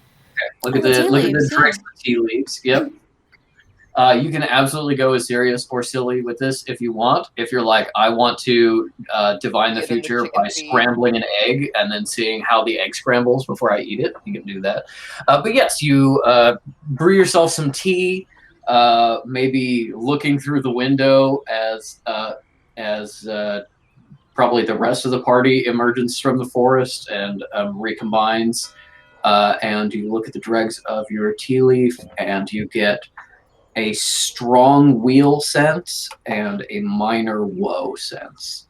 So, or the opposite, rather. A strong woe and a minor wheel. You get that there would be some benefit to helping them leave. However, in general, the main thing you're asking about, your farm, would be far, far worse off if they were to leave now. Okay. So yeah, so I'm drinking my tea. I go outside. You folks, can't move that blockage on the rails. Isle says, "Watch me!" and Rage turns into a giant crab. All right, cool. Yeah. Giant crab. Happening. Give me a strength check. The Cool. DC is 25. Okay. Okay. Well, Fish is gonna I've watch her rolled do a that. 12. I've rolled a 12. You go. I don't think Don't I tell have me a what to plus do. 13. Yes. I just start like stabbing at the tree. I'm not at this point. I'm not even trying to pick it up. I'm just like, ah! You managed to like rock it just ever so slightly, and you're like, oh my god, I'm doing it, and then you realize that you just kind of like tipped off one root it was resting on, and now it just kind of like rolled slightly, and now it's even more stuck, if anything. I was going to snip threateningly at Connie and be like, "You want that to be you, bitch?" Wait, can you talk in crab No, I form? can't. But No, No, non-verbally. Fish is translating. she's clicking this in. Yes, Fish does animals. Like Morse code? Yes. Fish does animals. Fish has base speech, and Fish is just like, yeah, she's threatening you. In case you couldn't tell. Also, it is the crab brave crab, in case you guys are wondering what crab I turn into. It's the crab brave crab. Dun dun dun dun dun dun dun dun dun dun. Exactly. Kekano is, looks like, waving his flippers. Yeah. Yeah. Kekano. Collisionist looks at angry crab Isle, then at Connie, and is like, "Is there something we can do to help your farm?" You said Well, something House about designed. a red. Was it a gem? Do we have to find the gem?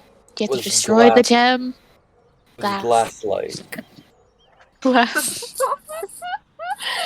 She says, "Are you familiar with whatever that is?" No. So when we help Isle you says, "This save your guy!" farm, you will let us leave?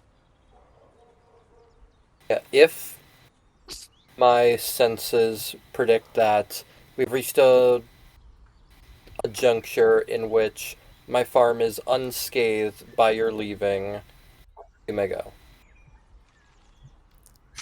Okay. I'll roll like an intimidate. Flip I'll try turns. to intimidate this guy into helping. I I'll says to Fish, "Get his tractor." No, Fish is convinced by that. They like pat Crab Isle's crab legs, and like kind of step towards Yeah. Connie and go, "Hey, listen, I think we got off on the wrong foot.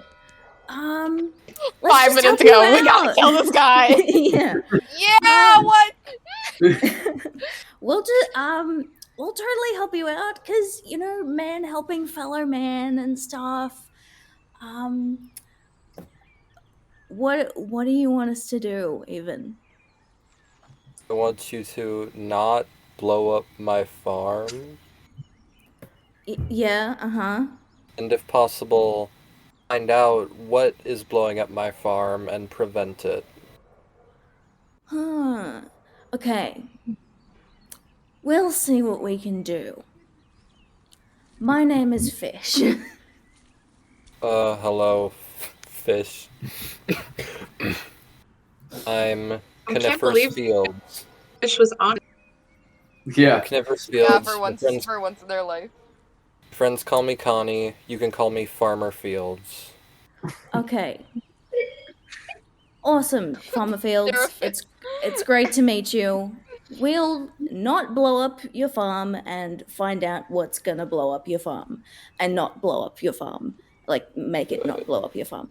You get what I mean. This is my son Kekano, and here's my friends. Hello. Or Denier over there. We're not quite friends, but like we're working on it. She's fine. Isle, you can I'll stop being a silently crab. approves of that description. Isle, are you gonna stop being a crab? Talk to our new friend. We're helping this guy. Isle will do the crab equivalent of a middle finger. What would that be? Yeah, but like when they go like really like fast, Aggressive. threatening snap.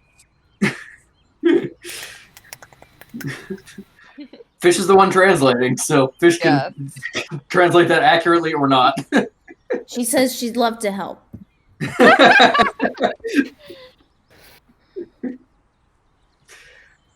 All right, that's great. What is the first step in trying to help not blow up this farm? Cal's going to do an investigation check for both looking for like whatever the red glass object, if it might be in the field somewhere, and also maybe just like, is she familiar with the concept of a gas leak? Can we say that's something she understands? I don't know if she does. She finds these strange mushrooms growing in the yard.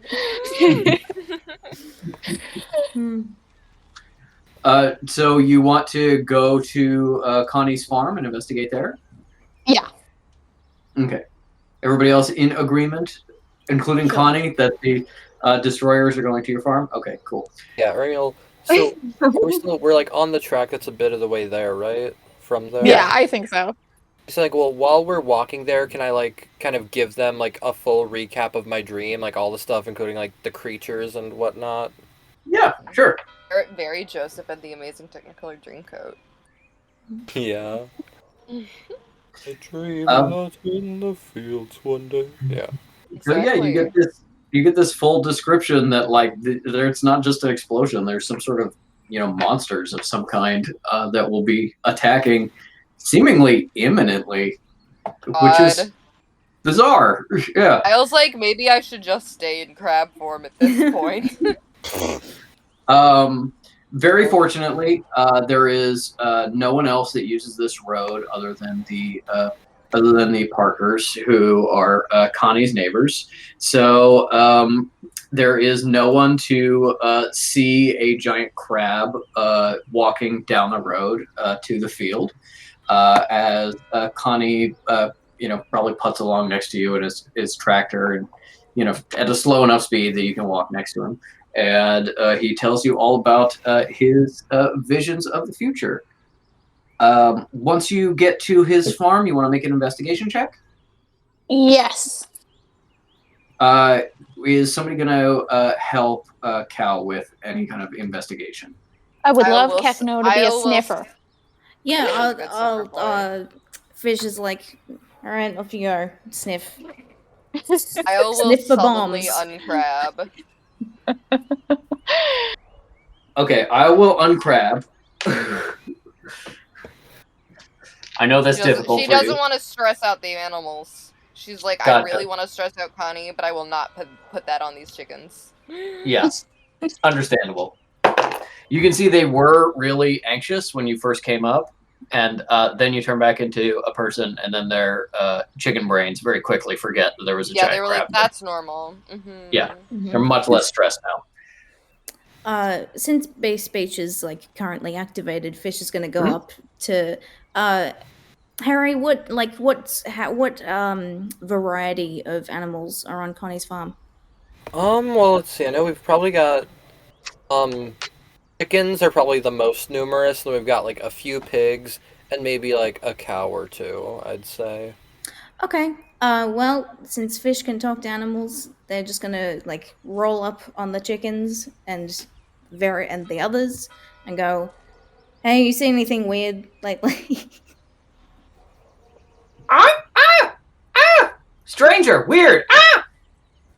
Oh no, it's Ali- okay. All right. I was gonna lean over and say, ask them if they want to be freed. Okay, Fish like hunkers Man, down did and I goes. was Fish hunkers down. Are you guys happy here? Does he eat you?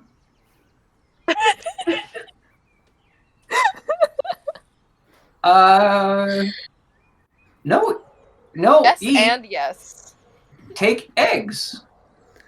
Oh yeah, okay. Yeah, all right, that's fine. Sometimes disappear. Holy fuck. Sometimes. Yeah, sucks to be you guys. Okay, I'm gonna go talk to the cow. Oh my god. Can I do my investigate check with Kekno? Yeah, please. Yeah, Yeah. sorry. Literally. While we reenact Chicken Run. Yeah, it's fine. I was thinking No. that. Yeah, Like, I was like, what's an Yeah, inside kitty. There's the cow! The cow showed up! Yeah, there's the Wow. cow. Hi. Oh, he's rolling. He's rolling. We're moving, folks. That's just 20. What'd you roll, Noodle? What'd you roll? Harry, why would you...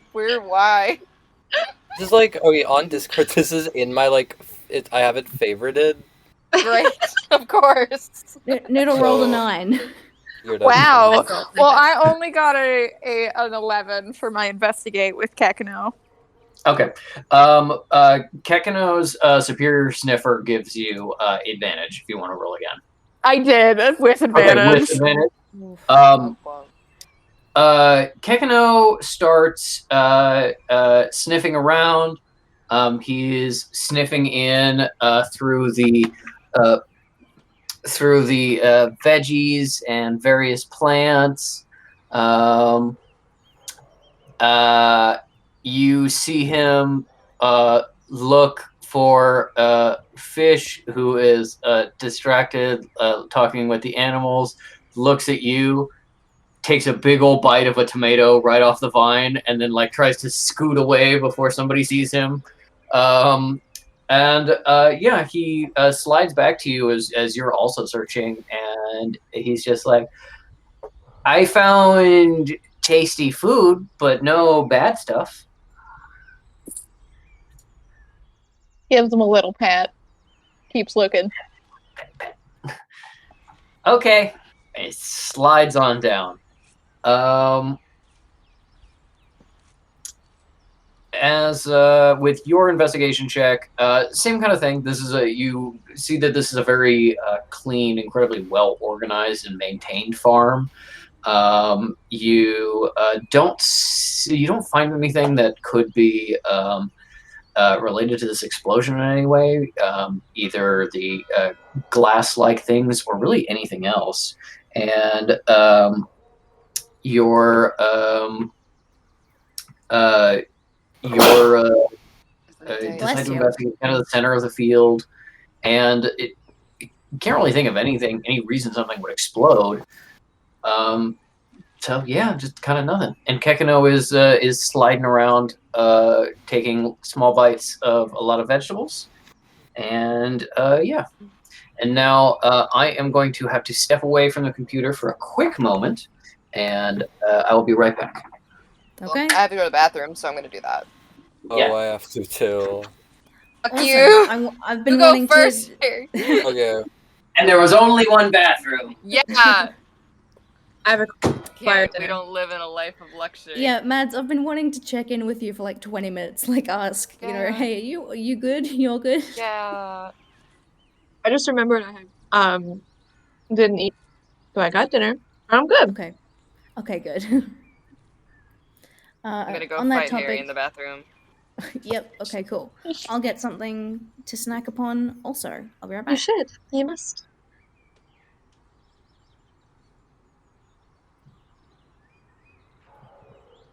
This beautiful bird chirping as I eat my salmon.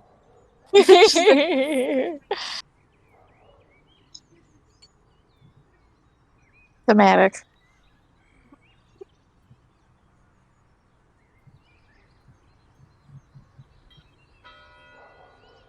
I like the church bells. I gotta say, I was in fact in Georgia this weekend, and the amount of sort of parallel storytelling I'm getting from this game to what we were doing there. Like we were in like a weirdly small town with not a lot of people who were friendly, and then we were in like this weird courthouse, and then we just made up like my brother-in-law was just making up like, you've never left this town, Miss Watson. You've always been here. And now it's literally happening in this game. Like, I'm disturbed. I feel like maybe we saw the future. I'm just imagining we're literally in backwoods Georgia and something is about horrible about to happen. Pickleberg.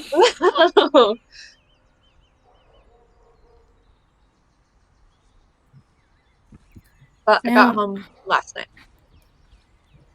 Arnott's are an Australian company, but do they import to America? Export, rather? What is it? Arnott's. I haven't heard of it. Oh, fine. That's okay. What do they? Well, I might have heard of it. Give me context because I might be like, oh wait. They do biscuits and cookies and stuff. I'll Google it. I don't think so. We have a pretty strong cookie monopoly in the U.S. Yeah. As far as I know, the law is that like these are the Australian biscuits. Yeah, never seen this before in my life. There you go. Anyway, but you might have a version of what they have. Do you guys have Scotch fingers? It looks like a Kit Kat, but it's a biscuit. As in, I don't. When But I say, I really when want I say one. a biscuit, I mean cookie. So I grew up in Canada, and I had a lot of British biscuits. Yeah, this like is not a British biscuit. It is a cookie. Oh yeah, but like we had the equivalent of what I'm looking up there, like set of biscuits. I've had most of those when I lived in Canada for British brands, but they straight up do not exist here.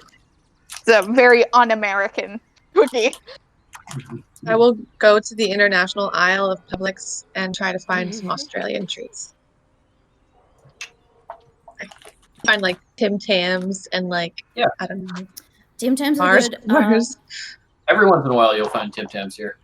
They're good. Literally, If you like chocolate and you like mint, get mint slices. so going through this, the only ones we have equivalents of America are the triple wafers and mint slices. Otherwise, there is no American equivalent. Like, I shouldn't say no in the fact that, like, if you go to, like, a specialty store or, like, I'll have it. I don't know, some, like, really, really secondary, like, Milano might have that, but, like, they are not at all standard flavors. Well, you could probably get, like, a mint slice or a triple wafer Oh, at a yeah, it's grocery a store. peppermint. It's a peppermint patty. Okay. Yeah. Cool. Which that shit does rock. Mm-hmm. All right. Hello again. Sorry for that. Okay. Cal and Kekino were looking around. Fish was interrogating the animals. What is Metal and Isle doing?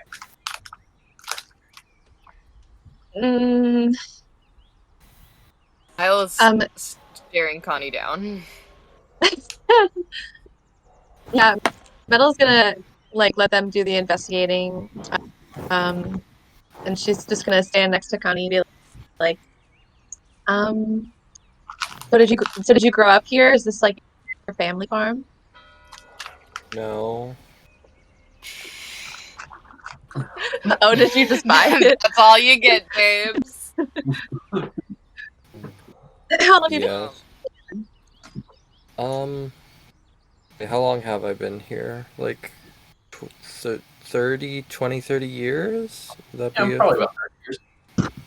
30 years? You have to move around like the Cullens, like whenever anyone realizes, they're like, hey, those guys aren't aging, and be like, alright, bye, new farm time. Farm to farm. I think Isle will see Metal and Connie talking and say, I guess first of all, general question, for the red things, was there one big red thing or were those all over? There was shards, as if maybe there was one big thing and it was the cause of the explosion, or maybe it was just secondary that was kind of around.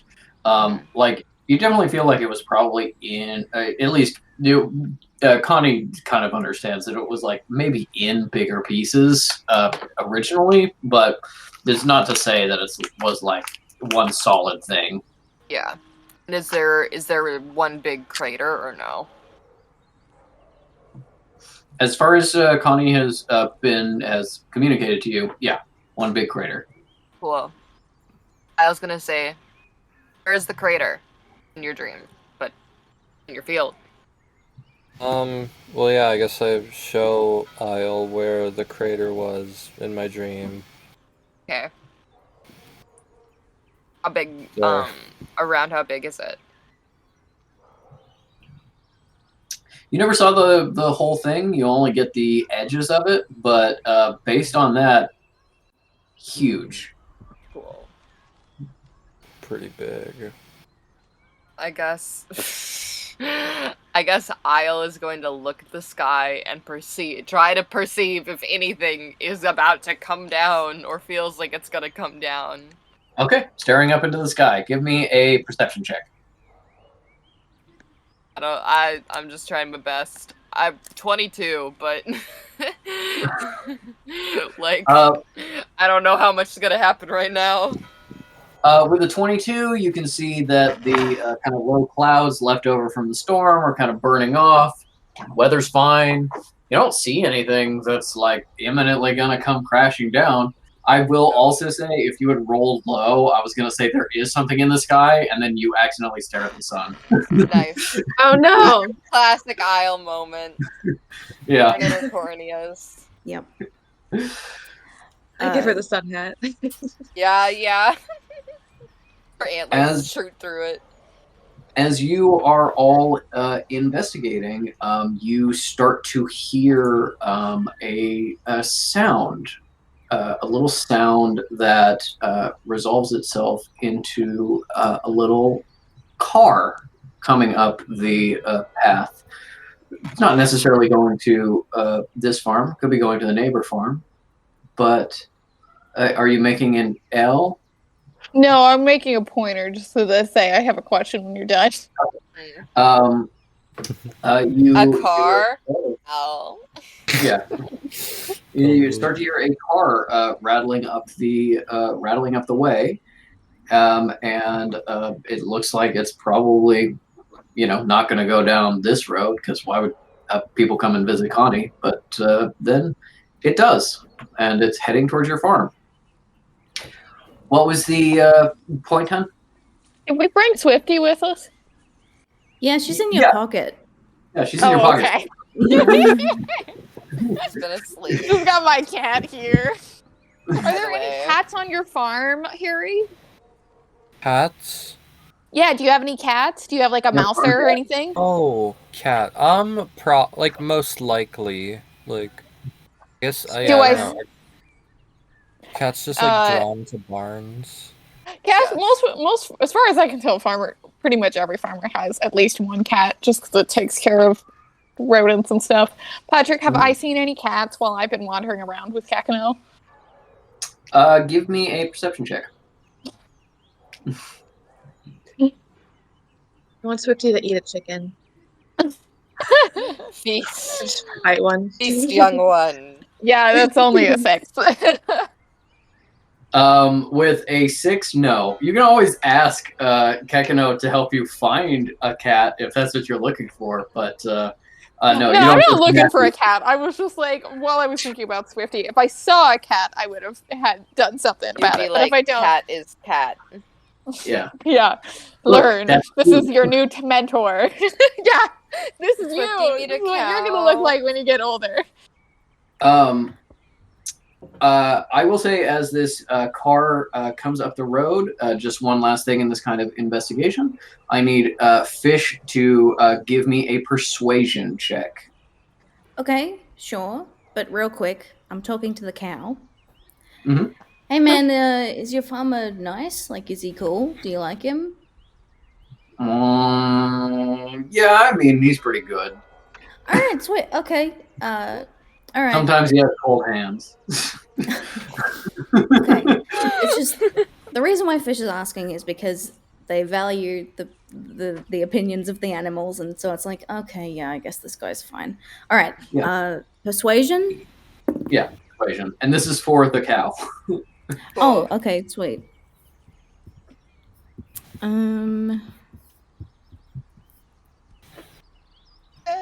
Persuasion. That's a 12. God. Are you one of the strangers? Fucking I'm- unhinged thing for a cow to say. I'm sorry. I'm gonna mute myself. Well, I mean, I'm new here. I don't think I'll be staying, so I suppose you could call me a stranger. Like the people that come at night. And What people? then the cow starts like wandering off. So you kind of like No, catch her what foot. people? I'm following the cow. I'm marching after the cow. What people? What people? People come, leave things by the door, walk around the property. People over there at the fence. Just people. Okay. Well, thanks for nothing. Fucking asshole. Walks away. You're welcome. The Eeyore energy. But Fish is gonna call out and be like, "Oh, where's Connie? Like in relation to this?" Wait, is that for me or? Yeah. I don't know. I guess I'm just probably like, might be I'll probably be like on the front porch of my farmhouse watching you guys investigate. I'm in like a rocking chair. Okay. Just watching these idiots march around talking to Yeah. cows. Well, Kind of like supervising, making sure they're all making sure they're all within eye line and nobody's sneaking off to go blow up your farm. cool. Yeah. Fish jogs on up and is like, "Hey, I spoke to your cow." They're not laughing. I'm laughing. I spoke to your cow, and he says that you've got people coming around at night, leaving stuff. What? Yeah. That's all. That's what he said. You Is that would not the have guys trying to buy, giving the you present? would have the That's greater what I context thought. of Yeah. at least some of that is people coming at night and like dropping off, Canton's assistant dropping off coffee and right. trying to convince you to sell the Beans. property, the people working on the fence. But that's not necessarily everyone. Like, it happening once and also there's some strangers working on the fence line is not like people have been coming around, That's a person that's been coming around. Yeah. He said that there were strangers. Did he say anything else? Yeah. He said that you're a nice guy. Oh. Cold hands. But did he say anything else about these strangers? No, like he's not to insult your cow or anything, but he wasn't very helpful. Mm.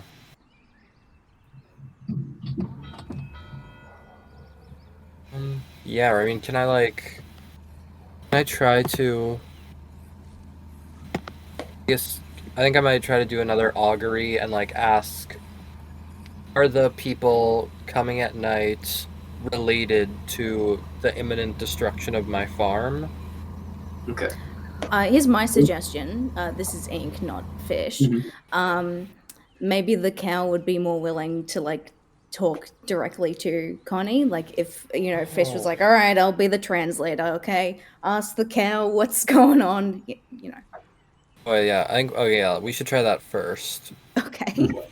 As you are heading over to talk to the cow is when you become aware of the sound of the car heading up your road. And Connie, people don't visit you, so this is kind of a strangeness. But you do recognize the car as one that Canton and some of his people sometimes drive around town. And it stops, kind of a beat up loaner car. It stops just inside kind of your property line, so trying not to kick up dust on you all as you wander around. And as the car stops, you see a sort of middle-aged black woman step out of the car. And she is wearing like a very traditional explorer's aeronaut outfit, big buff jacket with a slim cut pants, like a big scarf cravat around, like binoculars hanging down. And you recognize Carmine Ake, Canton's chief assistant, and the only one who keeps anything he does running and on track. Fish smacks Connie's shoulder and sorry, Patrick, finish your description, but just smacks and goes, "We know you know her." Yes, I know her. Okay. She is kind of taking in all of you wandering around the field and kind of stops for a moment, but then sets her eyes on Connie and heads over to him. Good afternoon, Farmer Fields. Hey, Carmine. Did you receive the coffee from Mr. Fleck that he delivered this morning? Oh, I got it. Excellent. She takes out a small little notebook and writes a note to herself very quickly. I was under the belief that you would not be joining us for the demonstration. And so Mr. Fleck has asked me to come escort you personally if you would like to join us. Demonstration. I'm standing here, by the way. She's totally Yeah, well, I mean, ignored me. like, I gesture to the people who are here on my farm, and I'm like, I'm a bit busy. I have company. I understand. Good afternoon. Good afternoon, Dr. Peter Doolittle. Dr. Doolittle, pleasure. Shakes hands with you. Yep. Dr.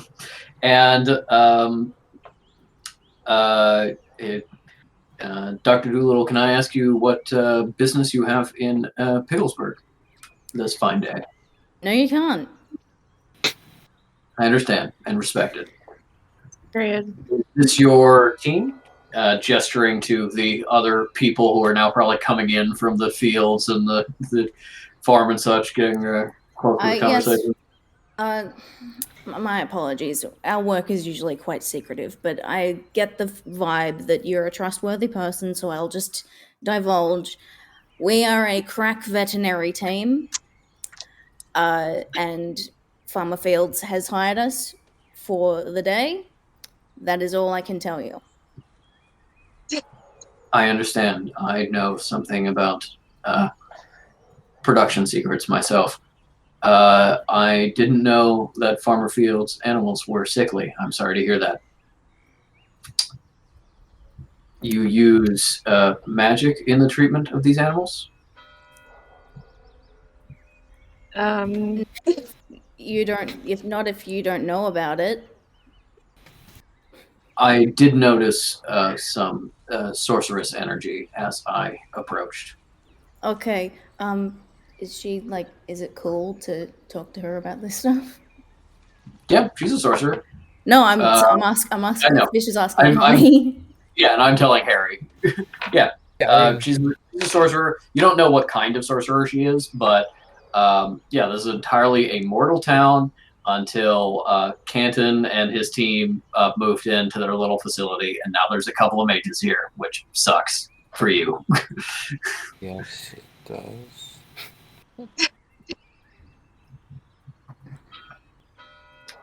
Is she cool? I mean, plain. I am actually She's quite cool. warm at the moment. Thank you. I like. Is there any way I can like say something without Carmine hearing it to like? Yeah. I think one of your abilities allows you to speak telepathically with someone if you want. Oh shit! I can do that. I believe so. Sonny just turns to Fish and goes, I don't know. I don't like her very much. Oh, very nice to meet you. Yeah, I mean, I don't see that, but yeah, I guess I'll just be like, I wouldn't engage. Will you be rude to her face? Yeah. Okay. Yeah, we're magic. Keep it on the down low. I'm sure you already know that, but you know. Of course, I understand completely. All right. Well, I'm just obviously you guys have to have a conversation, so I'll just keep doing my thing. Starting at first level, your power gives you the ability to touch the minds of other creatures. You can communicate telepathically with any creature you can see within 30 feet of you. You don't need to share a language with the creature for it to understand your telepathic utterances, but the creature must be able to understand at least one language, which means it needs to be kind of like a humanoid or somebody with some intelligence. You know, you wouldn't be able to talk to your cow necessarily. Yeah, okay, I'll add that to my sheet. But... Also, can I say Cal is still is exploring, and when she gets to the border of um Connie's farm with what did you say it was the Parker's farm? She can do a death sense. Absolutely. Give me a a perception check in addition to the death sense. I'm just gonna find dead bodies everywhere we go. That's what her That's job what I is. was She's there to be yeah. a cadaver dog. You said perception? Mhm. 18. Okay. With an 18, you can see that the whole fence line has been kind of dug up, but the fence doesn't seem like necessarily new, except in certain places. They've just kind of been like dug up, reset, straightened. You can see some rocks have been packed around the base of it. And so you're like, digging. But then you do a death sense and you don't sense any death or dead bodies. Can I put Kekano down and be like, can you dig, see if there's any of the red glass? Okay. It's very like back from the dirt pile flying out. Yeah, it's very like not so much digging as kind of like slapping away dirt because he doesn't really have claws, but he does eventually kind of get down there, and you see some kind of like under topsoil layer becomes kind of like packed stones. And then by each fence post is a much larger stone. Does that have any sigils on it? Yes. I take my notebook out and I write down the sigils. Patrick's like, stop! Stop! You're too smart for me. Someone's gotta be smart. Yeah, I think Hal debates taking her knife out and like slashing the sigils, but then decides not to just in case, and then turns back and The problem with destroying sigils is if you don't destroy them in the right way, you could like potentially kill everybody and cause an explosion. Yeah, she yeah, she debates it, then she's her dagger and like, just in case, and walks back to the house speedily, notebook in hand. Excellent. Oh, man. Carmine says, well, I understand that you are busy. Mr. Fleck will be disappointed that you are not at the demonstration. He was so hoping for your presence. We would like to make an appointment to potentially discuss purchase of this land with you later this evening, if you would be amenable.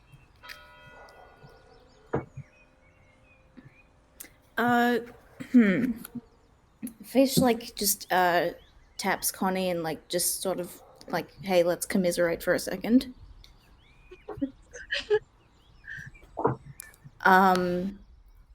We could be there for negotiations. Harry. Oh, was that to me? For Yes. sure, bud. Oh. PP? Sorry. What were we talking about? Going to the demonstration? Yeah. Carmine is saying, does she is proposing that she comes back to discuss buying the farm, and Fish is asking, do you want us to be there as your backup? I mean, I'd rather not discuss buying the farm at all. Is that an option? They have been pretty insistent. You've told them no a lot of times, and Carmine is just like, I understand, not right now. We will bring it up again later. And then just like, yeah, it's kind of like every hard no turns into a soft no with them. And yes, I'll go to the meeting, and you can be backup. Yeah, no worries, dude. I think Isle will have approached it this time and say, what's the demonstration? Oh, it's just, okay. This guy, Canton Fleck, bane of my existence. He's Did you do this psychically, or are you saying this out loud?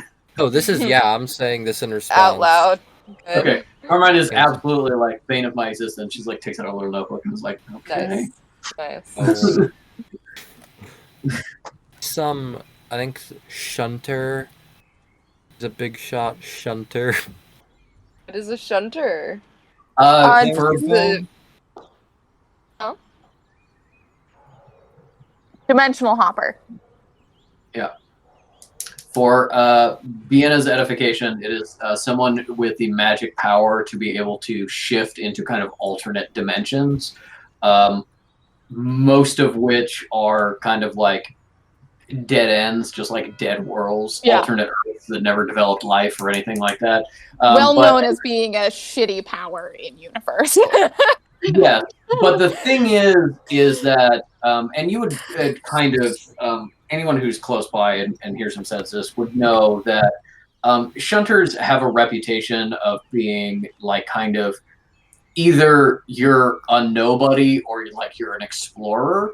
And it's kind of like the way you become an important dimensional shunter is you find like the rare, like this is an alternate dimension with like a resource that's really good, or this is an alternate dimension that's like really valuable to us in some way. And that if you don't become one of those people, if you don't kind of like strike it rich in like a very like kind of gold rush way, you're just a nobody with a stupid power that everybody hates. Well, is it ever Yeah. dangerous? Is it ever Yes. It's like incredibly dangerous to the people who are doing the actual shunting. It is also decently dangerous for the people left behind because you can bring things back with you. There's been cases of dimensional shunters being like, I've discovered a new like animal that's gonna be that like produces incredibly delicious meat, and so I'm gonna make my fortune as like a meat baron bringing this animal back. And then it's like, oh, this animal like destroys the environment. We had to like kill them all because it was incredibly dangerous, or things like In that. the modern day of the books, it's kind of implied that people have just given up on actually pursuing shunting as magic, at least in mainstream society, because it is so often completely fucking useless or dangerous. I think this was still probably the era, especially post-war. I think a lot of people got excited about the idea of doing shunting, and this is kind of the exploration era. And then by the early 2000s, people have given up on it. It is also kind of a thing of like, it is either very useless or very dangerous. Like most of the people who have succeeded, and then it's been a disaster because they've introduced a new creature into the environment that wasn't Or a supposed to be. disease. They introduced a new disease. They introduced super alternate universe smallpox or things like that. Like it's an incredibly dangerous like bust and boom business where you're either going to be like one of the wealthiest, most powerful people ever because you kind of struck it rich, or the vast majority of them are just going to either die or be nobodies. So I think at that point, then I will turn to Connie and say, so there's a person hopping through dimensions. But do you think that we're going to be the ones to destroy your farm? Okay. As much as I hate Canton Flex, he's not the one in my visions at the center of my farm exploding. Fair enough. Um, Maybe Fair he's enough. behind me. I'm very tall. yeah, the last few months he came here, he claims he's discovered some new big thing. That's probably what he's about to demonstrate, but yeah. We will be showing off for the first time this new discovery that Mr. Fleck has been experimenting with. We have had some other sorceress visitors from out of town come to see this demonstration. Although some were expected to arrive today, that did not. I understand that train is down in some way that may have something to do with it. But yes, it promises to be enjoyable. Okay. So you're like a carnival folk. I get it. I myself would not describe myself as a carnival person. However, given the atmosphere of excitement that Mr. Fleck brings to all of his projects, I would agree with a carnival atmosphere. Wow, you're so normal. Can I? Yeah, Yeah, and can Metal make an totally doesn't insight sound check and be like, brainwashed.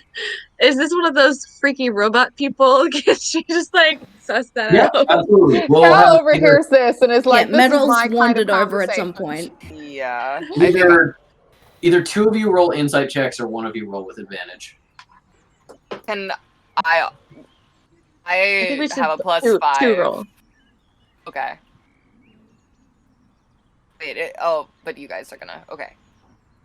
Oh no, Fish is happy to let you guys do that. Yes. Okay. Then I think we both roll, and then maybe we team up. Yes. I rolled a 19 plus 5 is a 24. Okay, So 24. I got a 16. Hey, pretty good. Okay. With a 24 and a 16, the interesting thing about these kind of like people you've run into a few times is they don't seem to have a lot of like diversity in what they say. They kind of repeat the same thing over and over again, and then you ask them a question and they get stuck on like the new track of responding to you. Carmine is not giving you that sense. You get the sense that she is essentially like the most corporate middle manager person you could imagine. Just like I live and die for spreadsheets and shift scheduling, who for some reason is working in a business that is like an exploration business under someone who seems to be a very kind of like semi crazy, adventurous person. She is kind of stilted, maybe not the most emotionally intelligent necessarily, but very like serious and kind of no nonsense, which is super bizarre given the field that she appears to be in. But yeah, you don't get any sense of something wrong with her, other than that, like she is probably a little bit uncomfortable in this social interaction in kind of the same way Cal is. Got it. Hmm. But yeah, this like explorer's costume she's wearing fits her like a costume. Like clearly she wants to be in like a pantsuit. Okay. This is the work uniform. Yeah, I thought Kind she of. was just like the coolest uncool person who's like, yeah, I just wear like, I just go around dressed like Amelia Earhart, but like it's normal. Yeah. Yeah, literally. Metal's gonna be like, should we go to the demonstration, do you think? Or With all should due we respect, stay?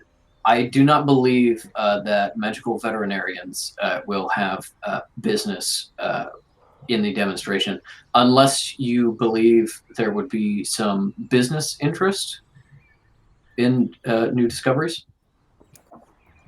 There could be animals Metal there. says, so you think we look poor? Yeah, No. Fish just like real quick just goes, Metal, I said with magical vets. Just go with it. Yeah, there might be something in it for us. Like, what if you guys discovered a medicine in another dimension that we can use to make horses immortal? Horse is immortal. Truly terrifying. My favorite Interesting. fan fiction. I'll bring that up with Mr. Fleck. She writes a note, make horses immortal. She says the discovery does not have anything to do with animals or veterinary medicine, but it may have some interest to sorcerers such as yourself that I assume travel quite a bit. Do you know anyone in the sanctuary by any chance? Nope. Kyle says no. No. It's a shame. We're What's trying to that? cultivate Hold the on. sanctuary context. Actually, The Skanktuary. I'm sorry. Yeah, what is that? We haven't heard of that before. The sanctuary? Yes. Some other call it by other names, but functionally it manages the magical world in this country. Are you not from around here? No. I mean, yes, I'm not from around here. I understand. I just want to say that Metal's ability to lie is slipping. It's Yeah. she is looking more and more like I know something and I can't say it because I'm supposed to be lying right now, but I know something and I really want to talk about it. I think Fish is carrying a lot of the lies of this conversation, and I have been rolling insight for her, and she's been rolling very low. So. Never heard of the sanctuary. Well, That is I a mean, shame. yeah, I mean, this young lady here, she's my most recent hiree, and I know nothing about her backstory, so she might be able to give you a different story than the one that I'm telling. But as far as I'm concerned, I don't know what anything is except horses and working for farm the fields. Is it true? Do you have a different story from Dr. Doolittle? Um, okay. Metal's gonna be like, um, I mean, I've just heard of the sanctuary. That's all I hear. They're like pretty cool. They're like generally like really awesome, but I've never like been there. Interesting. We were hoping that perhaps someone would be able to introduce this technology to the wider business world. But that is disappointing. Still, Kyle you says, are. "Oh, you mean the sanctuary?" Yeah, I know it. Oh, yes, the sanctuary. The sanctuary is what we're Yeah, discussing. Yeah, no. correct. Oh, she says, "I am close personal friends with Grand Mage, and I bet he would love to see what you've got going on."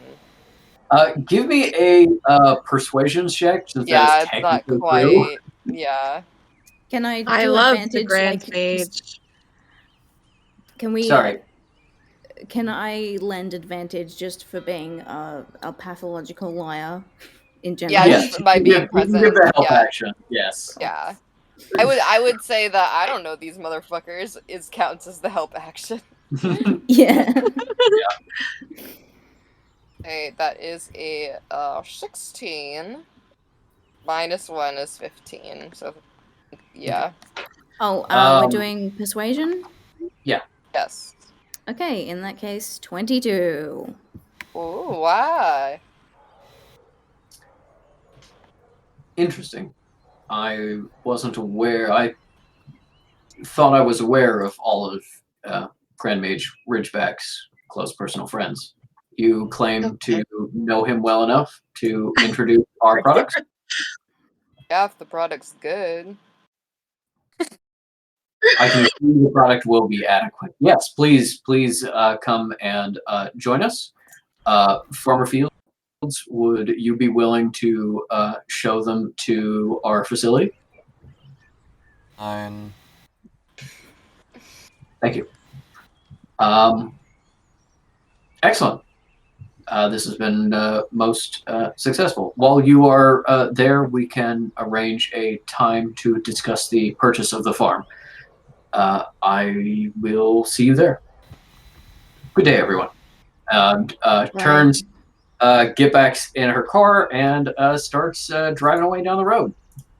I was gonna turn to Farmer Fields and say, why do they want your farm so bad? I mean, it's fine, but I think it probably has to do with the shunting. Maybe he wants to build more compounds.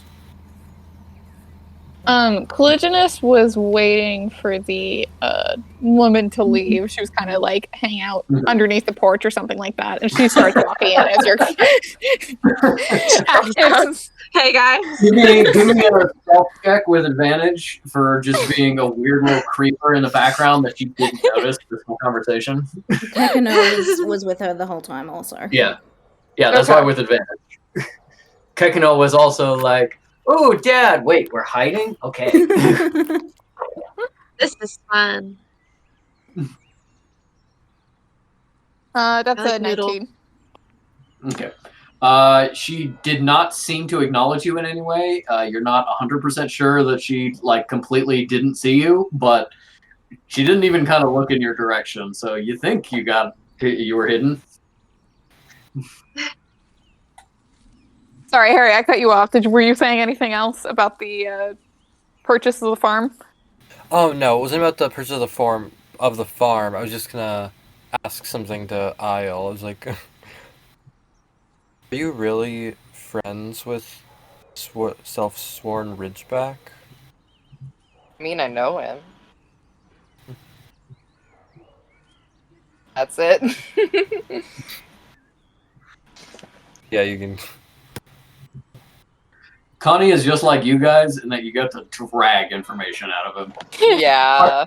Yes, Yeah. I'd say with your passive insight, that little back and forth was the response of somebody who knows Elder Ridgeback personally, not somebody who has heard of him. Okay, I guess I will say, do you know him? Lovers? Lovers in the nighttime. Oh, okay, right. He just starts. Okay, we're gone. Connie starts giggling. Yes. Connie blushes and goes, Okay. Although just, I served under him. Yeah, you did. Rude. Knock it off. Okay.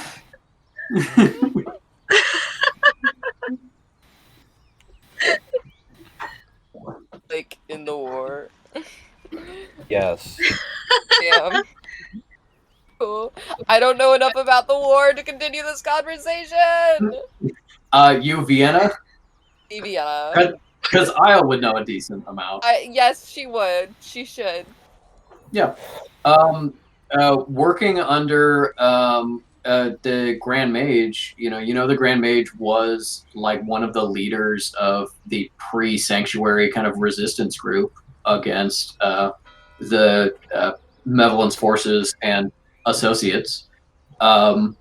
So you would know that if Connie is saying like I've worked under Grand Mage Ridgeback, he probably worked for the Sanctuary before it was the Sanctuary. He probably fought on their side during the war, maybe even in sort of like an agent role, a metal before metal. Yeah, Metal's like, Yeah. Oh Metal's, shit. Metal's definitely gonna chime in at this point. yes. Okay. I can't remember. Does Metal know Ridgeback very well? That's not her guy. Her guy's I mean, you know him on very like a casual level. More like a relationship to your boss than, or rather like your boss's boss Like than your grand boss. Or like a personal relationship. But yeah, you know him and you're friendly with him. You say hi in the hallways because Metal does that with everybody. Yeah, my notes say that Um, Isle knows him best because they're both shapeshifters.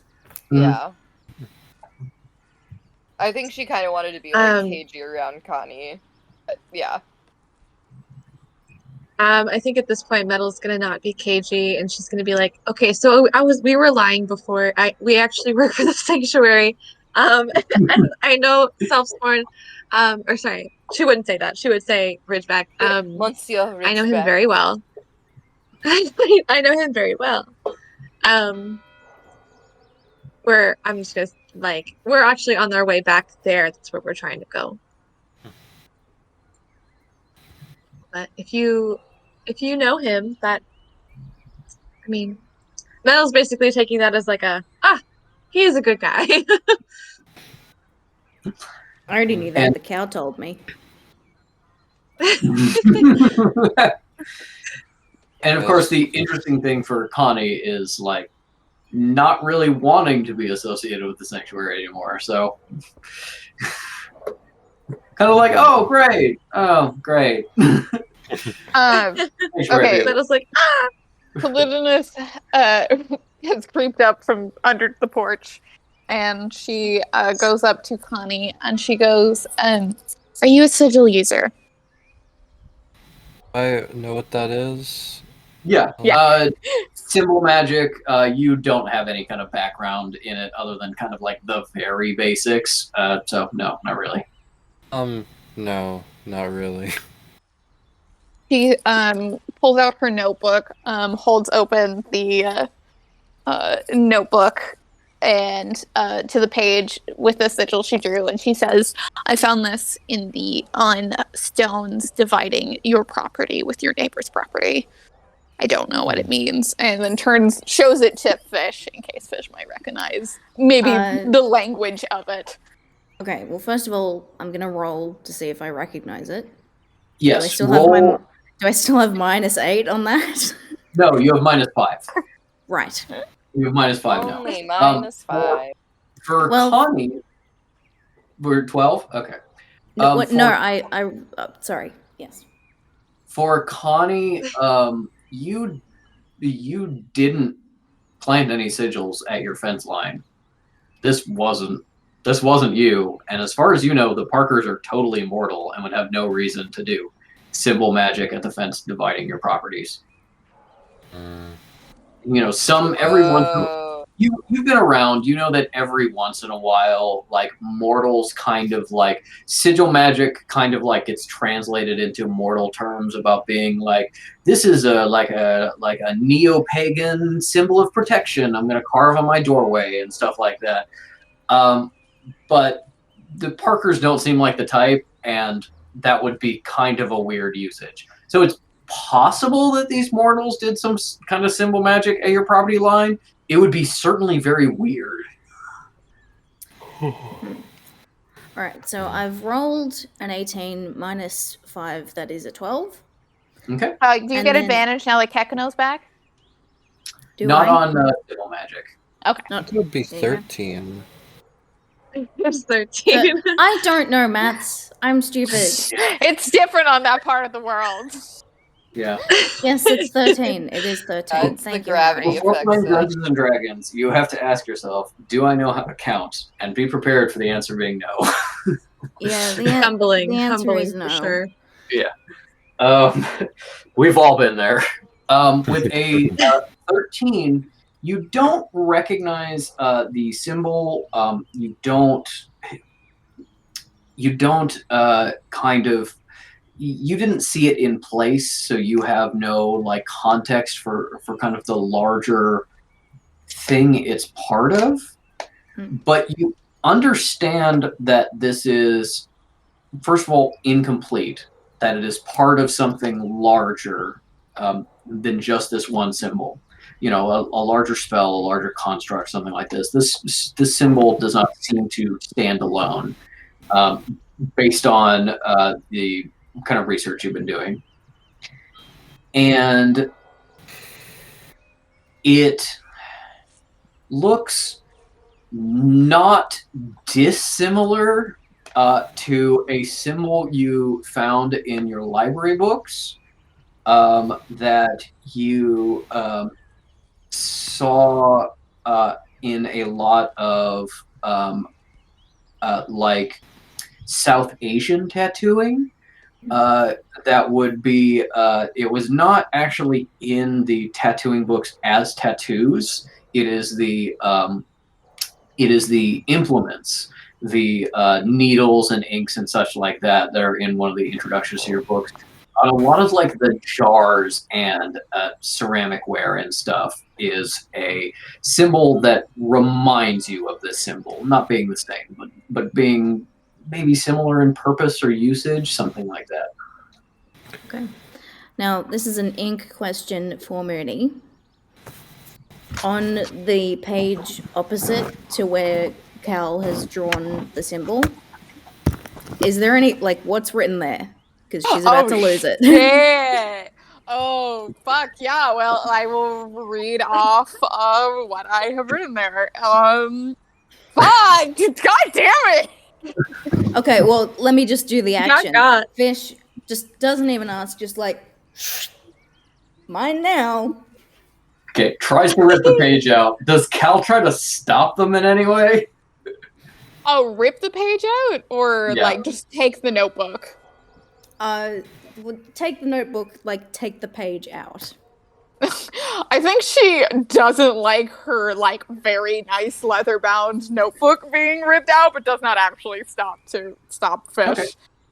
That does mean that Fish has a copy of whatever information was on the back of that page, and has seen whatever information is on the opposite of that page. The page with the sigil, the back would be fresh, but the one opposite would have writing on it.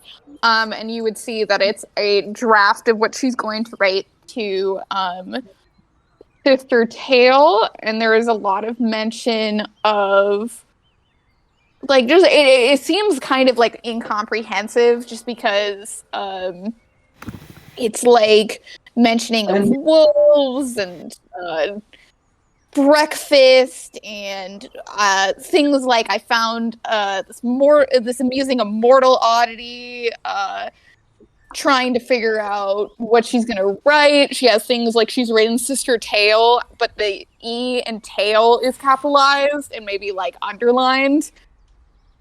Hmm. And you Secret message. uh, Secret message. And you only get this for like a quick glance, so I'd say you don't get any more details than that. Yeah. Yep, and then Fish just like tucks that in with their shitty little spell book.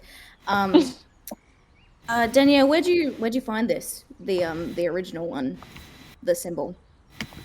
she says at the border between the farms, and she like points. Okay, I'm gonna go see if there's any more because this is like that's not the full story. Like, there's got to be some more shit. So I'll be over there. She says, "Would you like me to accompany you?" Sure. And then they hold hands. And then we hold hands. Yeah. No, Okay, well, but yeah, Fish goes, yep, cool. Off we go. Okay, what are Connie, Metal, and Isle doing in this moment? Still trying to interrogate Connie? Yeah. I think Isle will kind of like quietly be like, Isle's not necessarily, she wants to respect people who want to stay private about their past, and I think she probably, Yeah, for some reason. Weird. Yeah, what could that possibly be? So I think Isle will like had the question like, well, why aren't you in the sanctuary? But like she's like, you know what? It's none of my business. So You know what that is? Gross. yes. Metal is like I would love for that to be my business. So she's gonna keep asking about it. And she's just gonna be like, I don't know. What do you guys like?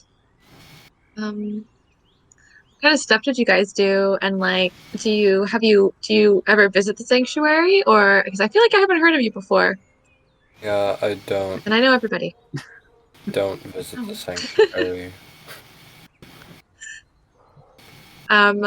Metal cannot understand why that would be. Does not confuse. She's like, okay, well, now you like you know us, so if you ever want to come by, I'm sure we can definitely accommodate you. There's a very nice hotel, where you could stay. But yeah, that's basically it. Yeah. No, go ahead. Sorry. I guess I'll be like, I'll keep that in mind, but. Very like, no, not gonna do that. But thank you. Yeah, that sounds great. Yeah, that sounds great. One thing I'm going to remind Matt of is this is someone from kind of potentially the old days involved with the sanctuary. This is someone you haven't asked about the tattoo before, so. Okay. Metal's gonna do that. I feel like probably yes, because she's probably like I don't know. I feel like you do that to any sorcerer. Period. Yes. And then Which is why I remind you. sanctuary associate. Yeah. Yes. I also got that. She's definitely that people like come to the hotel for visits, and you're like, "Hi, welcome. The door to the sanctuary is right this way. Also, do you recognize this You just symbol?" sign in. You just We're sign doing in a here fun next to this game. image. Do you know what this is? It's just like a little game Yes, I we think do. The winner gets she has put together the $100. context. The winner gets my eternal gratitude. She is definitely gonna be like, oh, that's like really cool. That you guys work together and stuff. Have you ever? She's gonna pull out her little janky little folded up drawing that's like 10 years old at this point. And she's gonna be like, have you ever seen this? And I don't have a copy of the drawing, but I not on my person at this moment. So, well, what is the symbol? there's a chicken. Patrick is dancing gonna at me. I'm he's gonna send a picture of it. I'm putting it in the chat right now. But the answer is yes. You do know something about this symbol. Yeah, but I gotta see it to make sure. Oh, okay. So, kind of looks at that and he's like, "You mean the Watershed Collective?" Oh shit. The what? The what is it? The Watershed Collective. Does Metal say "oh shit"? What does that mean? No, she doesn't. Okay. Metal doesn't say any bad words. Metal communicates "oh shit" telepathically so loudly that we all. she No, is like, line goes, ooh, bad word. I feel like yeah, it may be internally. Yeah, Kekino definitely gets the vibe. I think Metal has basically never gotten like any answer to this at all. Yeah, So she's never. almost kind of expecting like, no, I've never seen it. Oh, and like, she's used to it. But then she was like literally like, okay, okay, whoa. So what is that and what is it and where is it and who are they and how can I get there? Well, this is a while ago now. Back when, obviously, the war against what's that guy's name? Like Methelinus? Malevolent. Maleficent. It's Maleficent. Maleficent or malevolent, and you just kind of swallow the first syllable. Malevolent. Malevolent. The war has addled Farmer Field's brain so much Yeah. he cannot even remember who they were fighting against. But yeah, I mean, like I mentioned during that whole thing, I was serving under Mr. Self-Sworn. Remember a few times, I mean, in our, like, kind of proto-sanctuary was our team, and then one of the other teams who used that symbol called themselves the Watershed Collective. We fought with them a couple of times. Okay. I think they're from around the Great Lakes area. With them as in with Field them, or with them trip. as in against them. Oh, we fought alongside each other. Okay. Yeah, I mean, but I only fought with them a few times. Don't know them intimately, but yeah, that's their symbol. Does everybody like, I saw this as a tattoo on someone's hand. Does everybody have it tattooed on their hand? Yeah, that's Or where is it it just is. maybe one person? Yeah, that's like their. Oh, okay. You definitely saw people who had it tattooed. Probably not everyone. Some people probably use it just as like a symbol of their group. But yeah, people definitely had tattoos of it. It's kind of like the hardcore thing to do for this group. It's not just like, oh, I'm wearing a patch or Yeah, the regular guys get a t-shirt. yeah, exactly. Got it. Okay. This is very exciting. So they were really cool and like nice to work with and stuff. Like just generally like upstanding people. You're okay.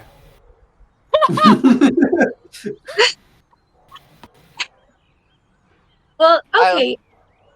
I Great. was gonna, I guess, look at Metal being very excited and be like, "Are you good? Like, is this normal? You good?" Yeah, I just feel like they're probably like really heroic actually, and you're like downplaying it, but that's cool. She's gonna be like, okay, so basically, Metal's never told you guys her. I don't think she's ever told you guys her backstory. She just said like, oh, this is like somebody who saved me, like, Mhm. from something. Like she never went any further. Also, point of order. But she's gonna be, Harlan Fish are not here. Mm. They're down at the fence line. Yeah. If you want to, if you want to We're reveal gone. harrowing backstory, you could probably wait till they come back. Oh, she's not going to. She's Okay. not Yeah. going to right now. But I was just saying, like, technically, nobody knows anything about this other than that. Her hero, somebody who saved her one time, has this tattoo. But she's gonna be like, yeah, um, it's just like somebody saved me when I was little, and he had this tattoo, so I'm trying to find them. So this is actually like the most information I've ever gotten, and it's been like 10 years, so I'm really excited right now. And she's like taking out her notebook and she's writing everything down word for word. I feel like and how Metal is so, like bouncing physically, and I was like, Yeah. okay, like we will stand still. Yeah. I guess I'll will. where like, is the Go ahead. I was just gonna say, where is the Great Lakes area compared to where Metal has been this whole time? That's been mostly the area Metal has been in. Okay. Oh, so that wasn't that Like, Oh, shit. helpful. they're all so great. Oh my god. That's interesting. This is me as Aaron. It's interesting, but if it's that common and it's in your area, you've never heard of it before, like they've been wiped out or something. You cut in and out. I could only hear a little bit of that. Oh, me? Yes. I don't know if Um, anyone else had that issue. Just a little A bit. little bit. Okay. well, I was just saying it's interesting that Metal's been in that general area and has asked everyone about it, and yet no one has, even though it sounds like it was a fairly common group that like war guys would know about, because that means maybe they've been made extinct or something. I'm sure they're fine. I'm is sure he's around. That is a consideration. This was a group during the later stages of the war. That doesn't mean they continued to exist afterwards. And also, But they all got their tattoos removed. They're magic. and also that because Metal's childhood was just outside of Toronto. That would be kind of like the edge of their territory where the watershed is. The watershed being the where rain collects in the Great Lakes. But as you know, kind of a into being a preteen and an adult, you've been in Ottawa, so you've been in the very like the Watershed Collective, their territory, at least from the information you're getting, was this big chunk to the west of you. And you don't know if it's like, yeah, they were operating entirely in Michigan, or if it's like they were all around this area, or if it's like they were here and then they moved somewhere else. Like, you know, a lot happens in the war, but you absolutely have a starting place to get more information. Oh my god. I will look and see how excited Metal is and say to Connie, do you remember any of their names?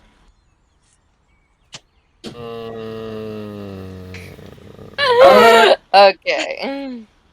I think I do. Yeah. Give me a history check. Alrighty. You have to get a natural 20 on this.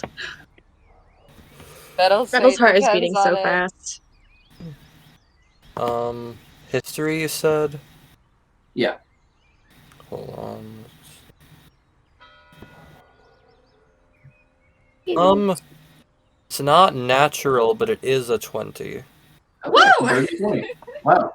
Oh my god. The thing is that Connie's relationship with this people was very much like, these are not my coworkers, but the tech department has brought in outside contractors to do some tech work in the same building as me, of being like, it's a couple steps removed from like knowing them personally. But he's like, yeah, I think there was like a Lonel, something like that. Lonel, There was definitely a guy named Graves. I remember because that name is sick as shit. There was Sounds Is that just my like guy? Connie. there was like I don't know. I think there was like a Theo or Theobald, something like that, maybe. Uh, that guy was lame. There was like a. Just like it wasn't him. There was probably like a. There was this one monster, this real asshole of a guy. Yeah. He loved standing in says, "I like to fire. I like He was to standing And in he fire definitely and being had it mad as a at- tattoo. Yeah. Yeah, I remember him because he had the big tattoo on his wrist. Um, there is there's a guy named Gyrus. I think there was a girl named Selenica. I think she died. Like a lot of like. Can I do a check, some sort of check, to magically make sure that Gyrus's last name is Papyrus? You cannot. No, you have to live with the mystery. Oh my gosh. Yeah, you get a bunch of Metal's written. Yeah.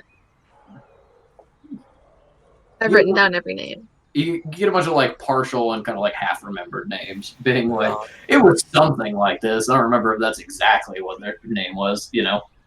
But yeah, you get some info with that dirty 20. Very nice. Is there anything Metal wants to do, being excited with this information, before we shift over to Cal and Fish looking for symbols?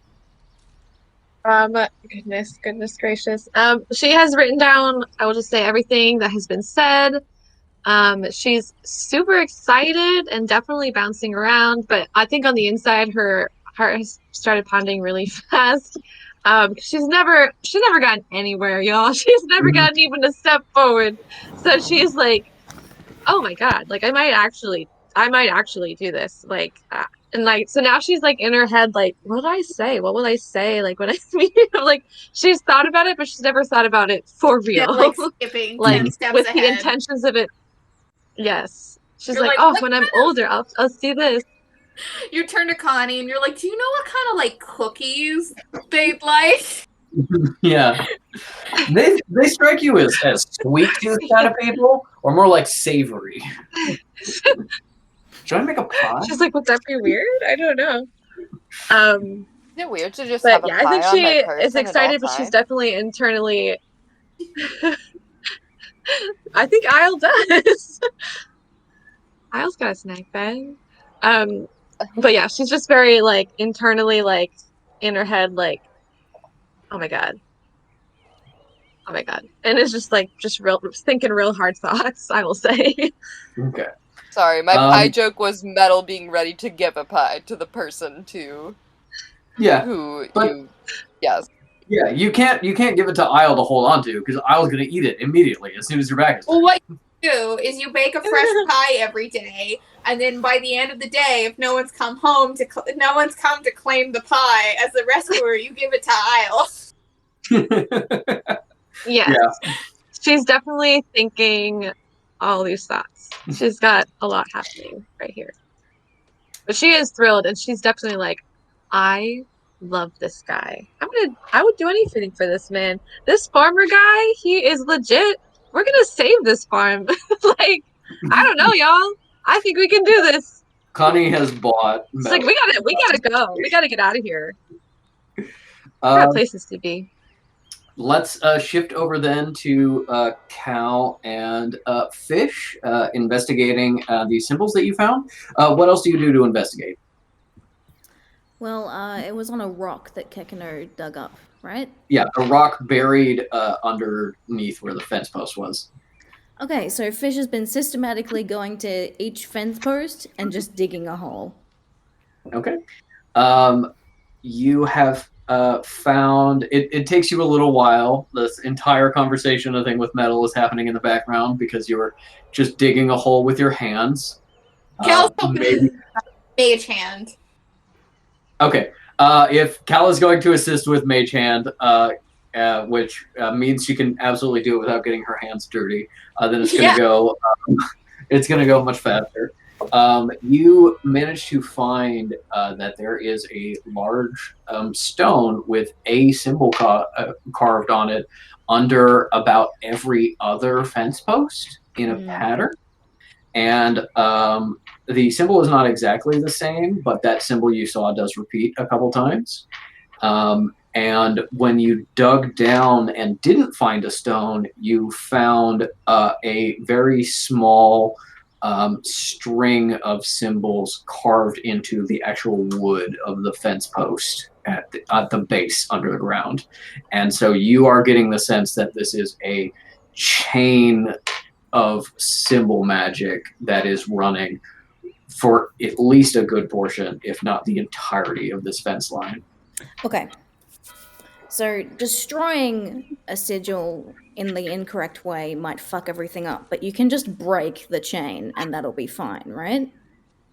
It depends Not entirely according to Fleetwood Mac. Yeah, you can never break the chain. It depends entirely on like the spell being done.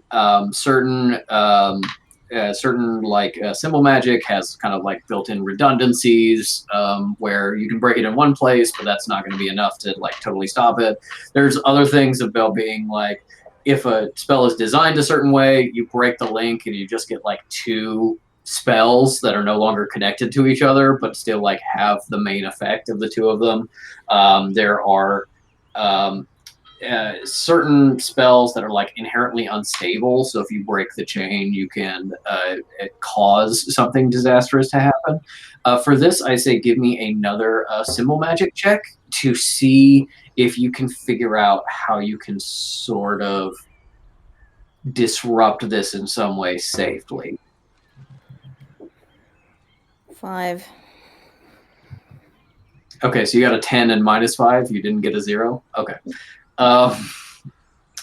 With a 5, you think that maybe just like removing one of these rocks will do it? It's probably fine. Okay, so don't do that. To do that until this was like, we're trying not to explode the farm. I'm just like, oh yeah, I forgot actually. I forgot the reason why we were here. Anyway, distracted by cool symbols. Oh yes, they've copied down like everything that they've seen. Mm-hmm. And all right, so based on what I, Fish speaking, not my player, knows about shunting, I know that you can take like not just people but also places sometimes. Do you think that do I know that? Yes and no. Like shunting something like a city or a building or something like really large. There's basically like there's like a size effect where like the larger something is, the more complicated it is to get it between dimensions. So it's like theoretically, yeah, absolutely, you can. Yeah, and Rawhaven City has not happened yet in the timeline, yes. But it will. But it will, and people have theorized doing something like that. So you just kind of know just at like a basic level, and I will say this is mostly because you've traveled so much. You've probably met other shunters before and stuff like that, of being like, you absolutely can move large things between dimensions. It's way harder than just small things. Okay. Can I do a super fucking metagame religion check to see if I notice any like symbols or anything pointing towards the faceless ones here? This could be the test, right? I was gonna say no, you may not, but that's an answer in itself. Yeah, I was gonna say no, you may. I was gonna say no, you may not, because it's meta and doesn't have any reason for that. But then you were like, for the faceless ones, and I was like, Cal would kind of be nervous about the faceless ones. That makes a certain amount of sense. Yeah, okay. Give We're me a taking religion check. Picklesburg to the moon, motherfuckers. Yeah. Okay, well, I'm still okay. Fish is still theorizing. Like, I think that uh, the guy who's gonna do the thing, the carny, I think he's either gonna take the guy. He's trying to take the farm, like literally, because obviously old Cornifer over there isn't gonna be fucking selling it. I think they're just gonna try and heist the farm. Seleucus is Just gonna straight up to this, so she's punch like it. looking for any like signs of the faceless ones, any like religious symbol, religious association, anything that seems like it was done with the thought of their gods. Only a 14. Okay. With a 14, definitely no obvious faceless one's iconography. It's a little too low for you to be able to like definitely say there's no religious affiliation with anything happening here, but you definitely no obvious faceless ones things. She turns to I keep Fish forgetting and that I have all these sound effects. Here's Fish desperately digging in the Where's the digging? box.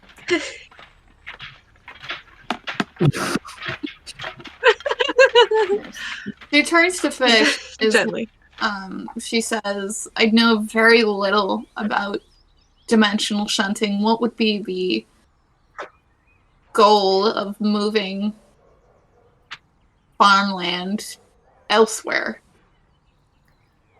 Oh, well, I don't know, but maybe like it's. I don't know if you've heard of the multiverse theory or if it even exists yet at this point in history, but like there could be a dimension where water turns to gold. So like you'd want to just bring as much fucking water over there as you could, right? Or okay, Yeah. what's something necromancers like? Bones turn to even Bones. more bones. Yeah, bones turn to even more bones. People turn into bone slowly. Okay, or Actually, maybe she's like, "I cannot speak for all necromancers." come on. She's like, that's Anyway. racist of you, actually. Yeah, but for me, the answer is bones. That's a microaggression. Or imagine that there was a dimension where like everything was just dead all the time, and maybe there were even some specifically gods just there for the dead. Like, wouldn't that be awesome to visit? I'm sure nothing like that exists. You'd want to go there to learn stuff. I don't know. This dude is going and doing things we don't understand. We haven't even met him.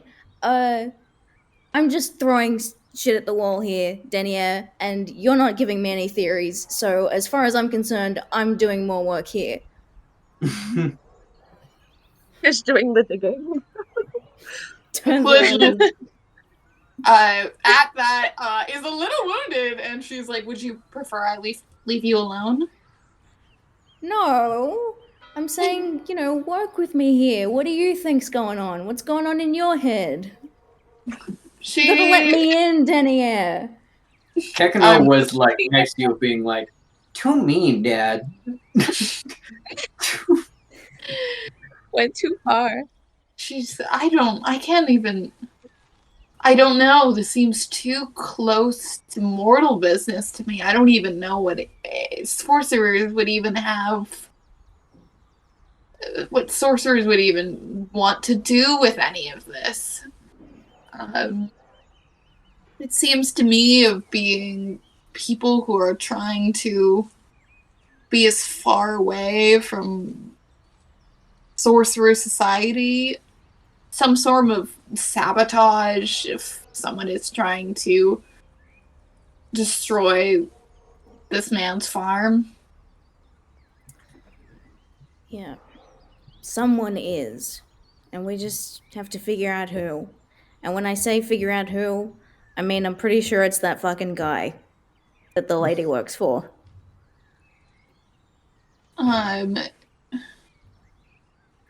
So in that case, we need to focus more on why and how, and possibly assume, and just go ahead and with the presumption that it is him. Last time we presumed that someone was involved in a crime. We were correct, and it seems we should have leaned more into our presumption. Yep. Listen, don't look before you leap. Just like first person I see who's even remotely suspicious, just kill that guy. Just end the plot instantly. Yeah. Literally. I think we should. Look, Danielle, I'm sorry about what I just said to you. Now, I don't think you're useless or anything. I think you're pretty cool. Let's fucking work this out and help save this dude's farm. It'll be our good deed for the month. Good karma. Do you guys have that? No, we get paid. I believe we should be paid. Yeah. No, karma's yes, we should get paid. As you finish this conversation, I think it's time to bring this session to a close. And so you have now individually found kind of new reasons to help Connie with his quest, whether it's to avoid blame, to help someone who gave you information, to just solve mysteries and get paid, whether like Isle, maybe it's to rub it in his face. But you are all newly committed to solving this mystery, and you know that in a little over an hour there will be a demonstration at Mr. Fleck's compound. And so that will bring us to an end of the session today. Hope you all had fun. What'd you think? I feel like I dominated so way too excited. much of that, and I hate doing that. I feel like an asshole. No, are you kidding? I love when Fish does anything. Genuinely, Me too. I love Fish's main character energy. I think it's Yeah. So I was talking to Patrick about it, and all of Fish's main character energy in role playing is so aggressively countered by the battles. Yes, that's true. Yeah. But I mean, in the sense of like a narrative, Fish is the face, the person who does the talking. That's where their abilities lie. Yeah. And then it turns out that, I get, like, they totally think that they're the main character of this story. And I'm aware that this is a group experience that we're all doing together. And I get into it and I play the thing. And then afterwards it's like, you're not letting anyone else have any fun. So I'm sorry, guys. Just if it's too much, tell me. No.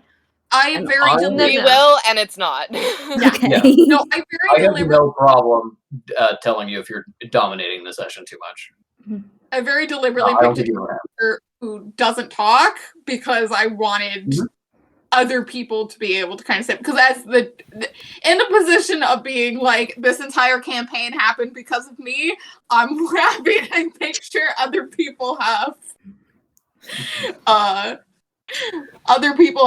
the talking stick most of the time.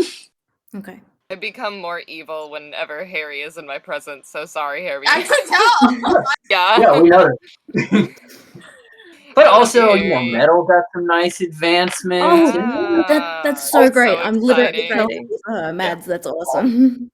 Also, I'm so excited. You got into town and then immediately left to Connie's farm. So now that you're headed back into town, it would make sense to give you the town map. Ooh. Yay! Nicholsburg. Is there a ding here? In my head, like the On It theme is playing when we're in town.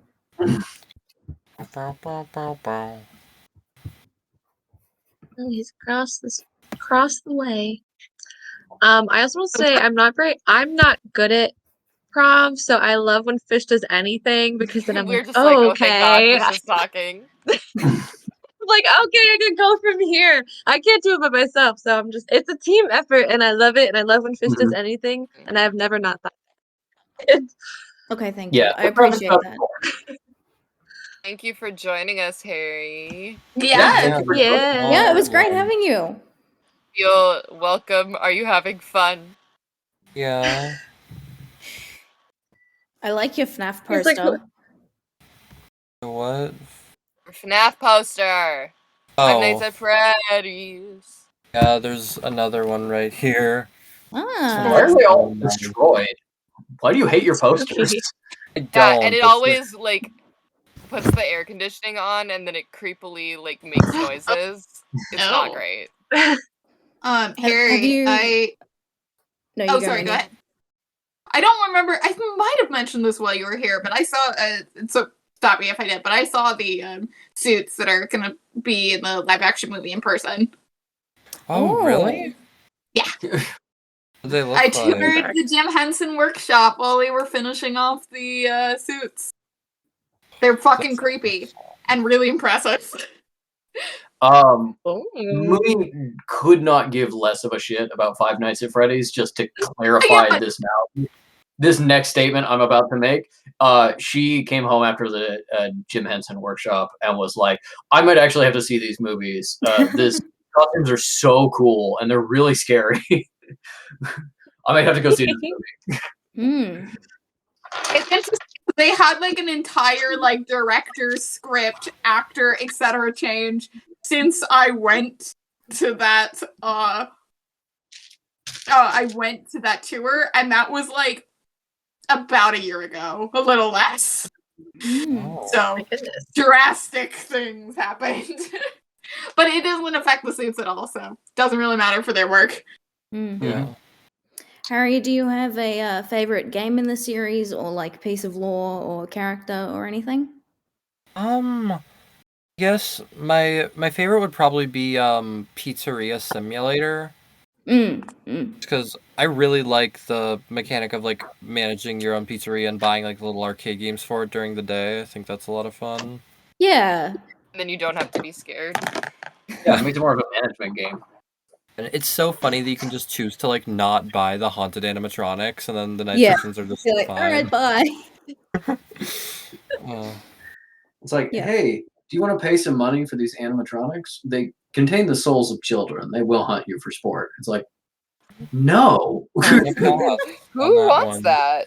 You guys like that? We'll give you a really good price. I'll spend more on non-haunted animatronics. Thank you.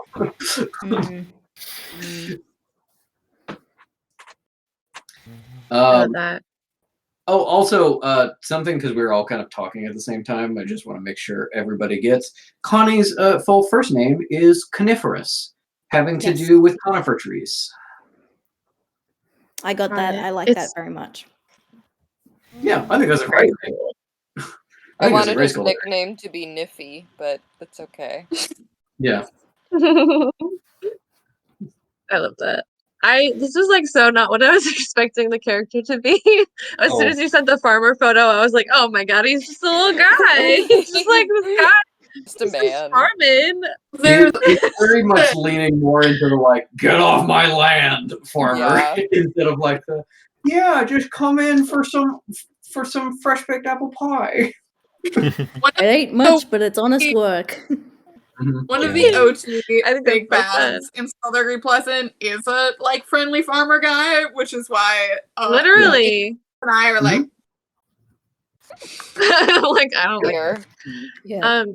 I have a backup question that is Metal's aunt, does she know anything about the faceless ones, right? Or who does she follow? I forget. If you want me to answer this publicly where everyone can hear, your I aunt, think it's fine. your aunt is not a follower of the faceless ones, and in fact did not particularly like the war because it caused a ruckus. You know? Got it. It's very much that Well, yeah, I mean, it's sad that the cops killed that black guy, but do you really need to march about it? I heard somebody got a God. window smashed in. That's crazy. Oh my god. Yeah, You know that that's very property much is more Yeah. your important Aunt than Genevieve. lives. She Yeah. definitely knows Okay. a lot of people who were a part of the church or kind of are active members because I don't think anyone but Metal would know this. There's a Reformed Church of the Faceless that is like that's like we're the good guys. We go back to the original teachings before Malevolent changed it to make it evil, and there it's very much like kind of like reputation washing for people who fought on the wrong side of the war. Yeah, Your like aunt knows and interacts with a lot of people like that. So she knows a lot about the Got it. faceless ones. She knows a lot of people that worships the faceless ones. She herself does not. yeah, Okay. I was just wondering in if Metal phase knew it. 2, a lot of faceless worshippers are like, oh no, it's all about peace and love. Yeah. So like, Just peace and love, man. yeah, I was just wondering if Metal would know anything and that she would like recognize something. If something were to come up, I don't know. Yeah. I don't know if we'll ever get to this lore because it's so like niche and background. But I have this whole thing of like when Malevolent was like, we are going to wage war against the world, so everyone will be our slaves, and we'll bring our dark gods back. The Reformed Church of the Faceless Ones is like, we're the followers of the people who said, no, thank you. We won't do that. And it's like they have this kind of legend of like there were some people in the Church of the Faceless, especially like this one person who stood up and was like, no, that's not what our religion was about. And then Malevolent killed him. And then it's like, and we saved his writings during the war. And now we've got this like this And his church that's name like we have the was original Jesus teaching. Christ. Yeah. But it's also this kind of thing of like, hey, did anybody like know that guy personally? No. Okay, so he may not have really existed, and this may just be a fake story to be we like, follow the no, we're totally teachings. not bad now. We swear. We follow the teachings of John the Objector. Yeah, basically. Hi, Billy. Of Gyrus. Hi, Billy. Hi, Billy. Everyone says hello. Billy goes, Wow. Okay. Yeah. Wow. Over school. Got it. All right. Well, fun little Metal backstory for y'all there. Just a little Yeah. hint. Although I feel like those vibes might have been felt before. Think about how much Metal's aunt sucks. And Can't wait to eventually run into her. So excited. No, you will. You absolutely will. oh, I'd be and, like, and we'll kill her. Yeah, maybe.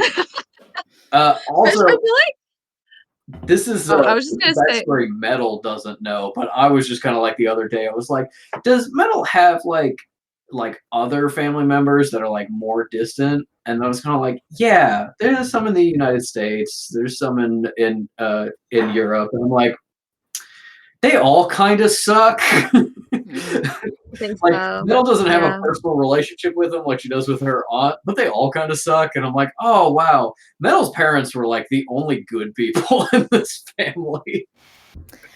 Yeah. Yeah, Mads, this might be a bit spoilery to say, but like in the event that Fish meets Metal's aunt, they would immediately be like, oh, just like my mom, fuck her.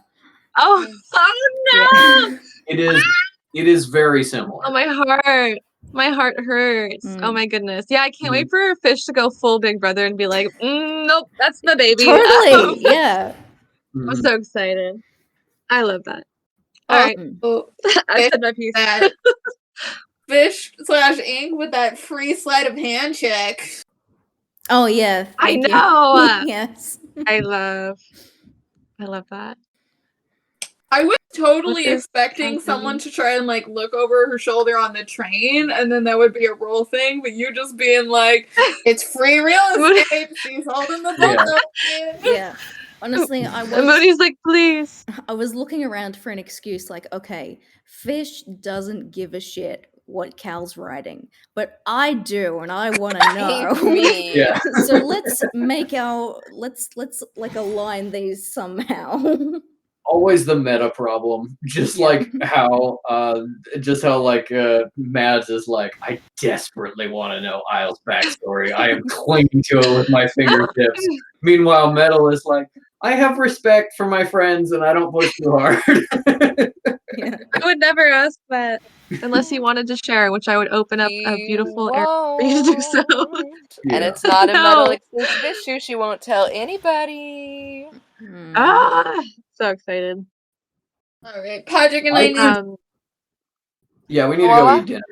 I could Please I could do. see a circumstance in which Isle would tell Fish some of it. It Yeah, would and it's really if take they a lot show to up. get there. Yeah. Gosh. Wow, romance. Yeah. Yeah. Oh, can I get a Right. quick check-in? How's Isle feeling about Fish at this time? Besides the fake out of thinking that God. Fish is gonna hit on.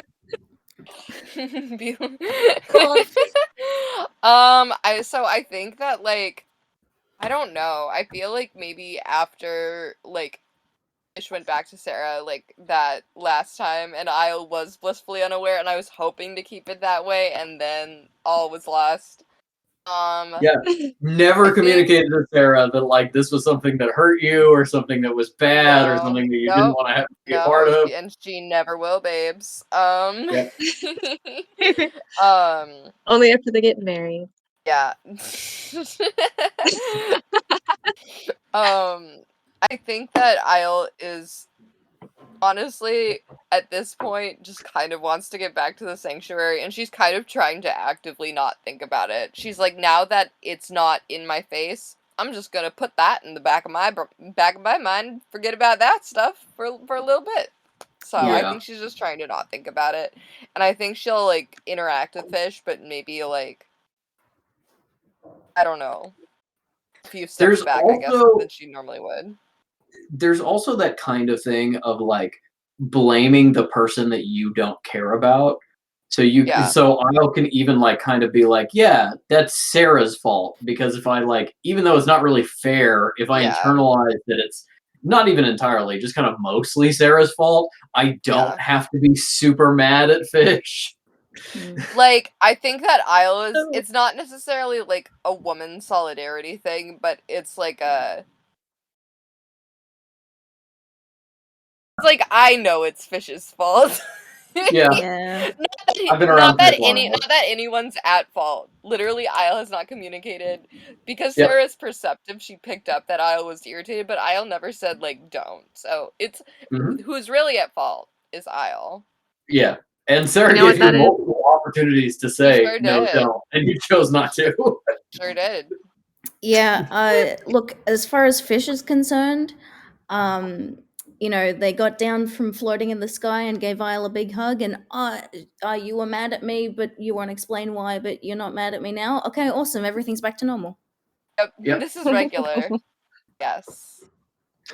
All right. Well, we And- gotta go eat. yeah. Go eat Yeah, now. go eat. Love you guys. Hope you had fun. Good night, everyone. Woo! Thanks for playing. Thanks for playing. Bye. Bye.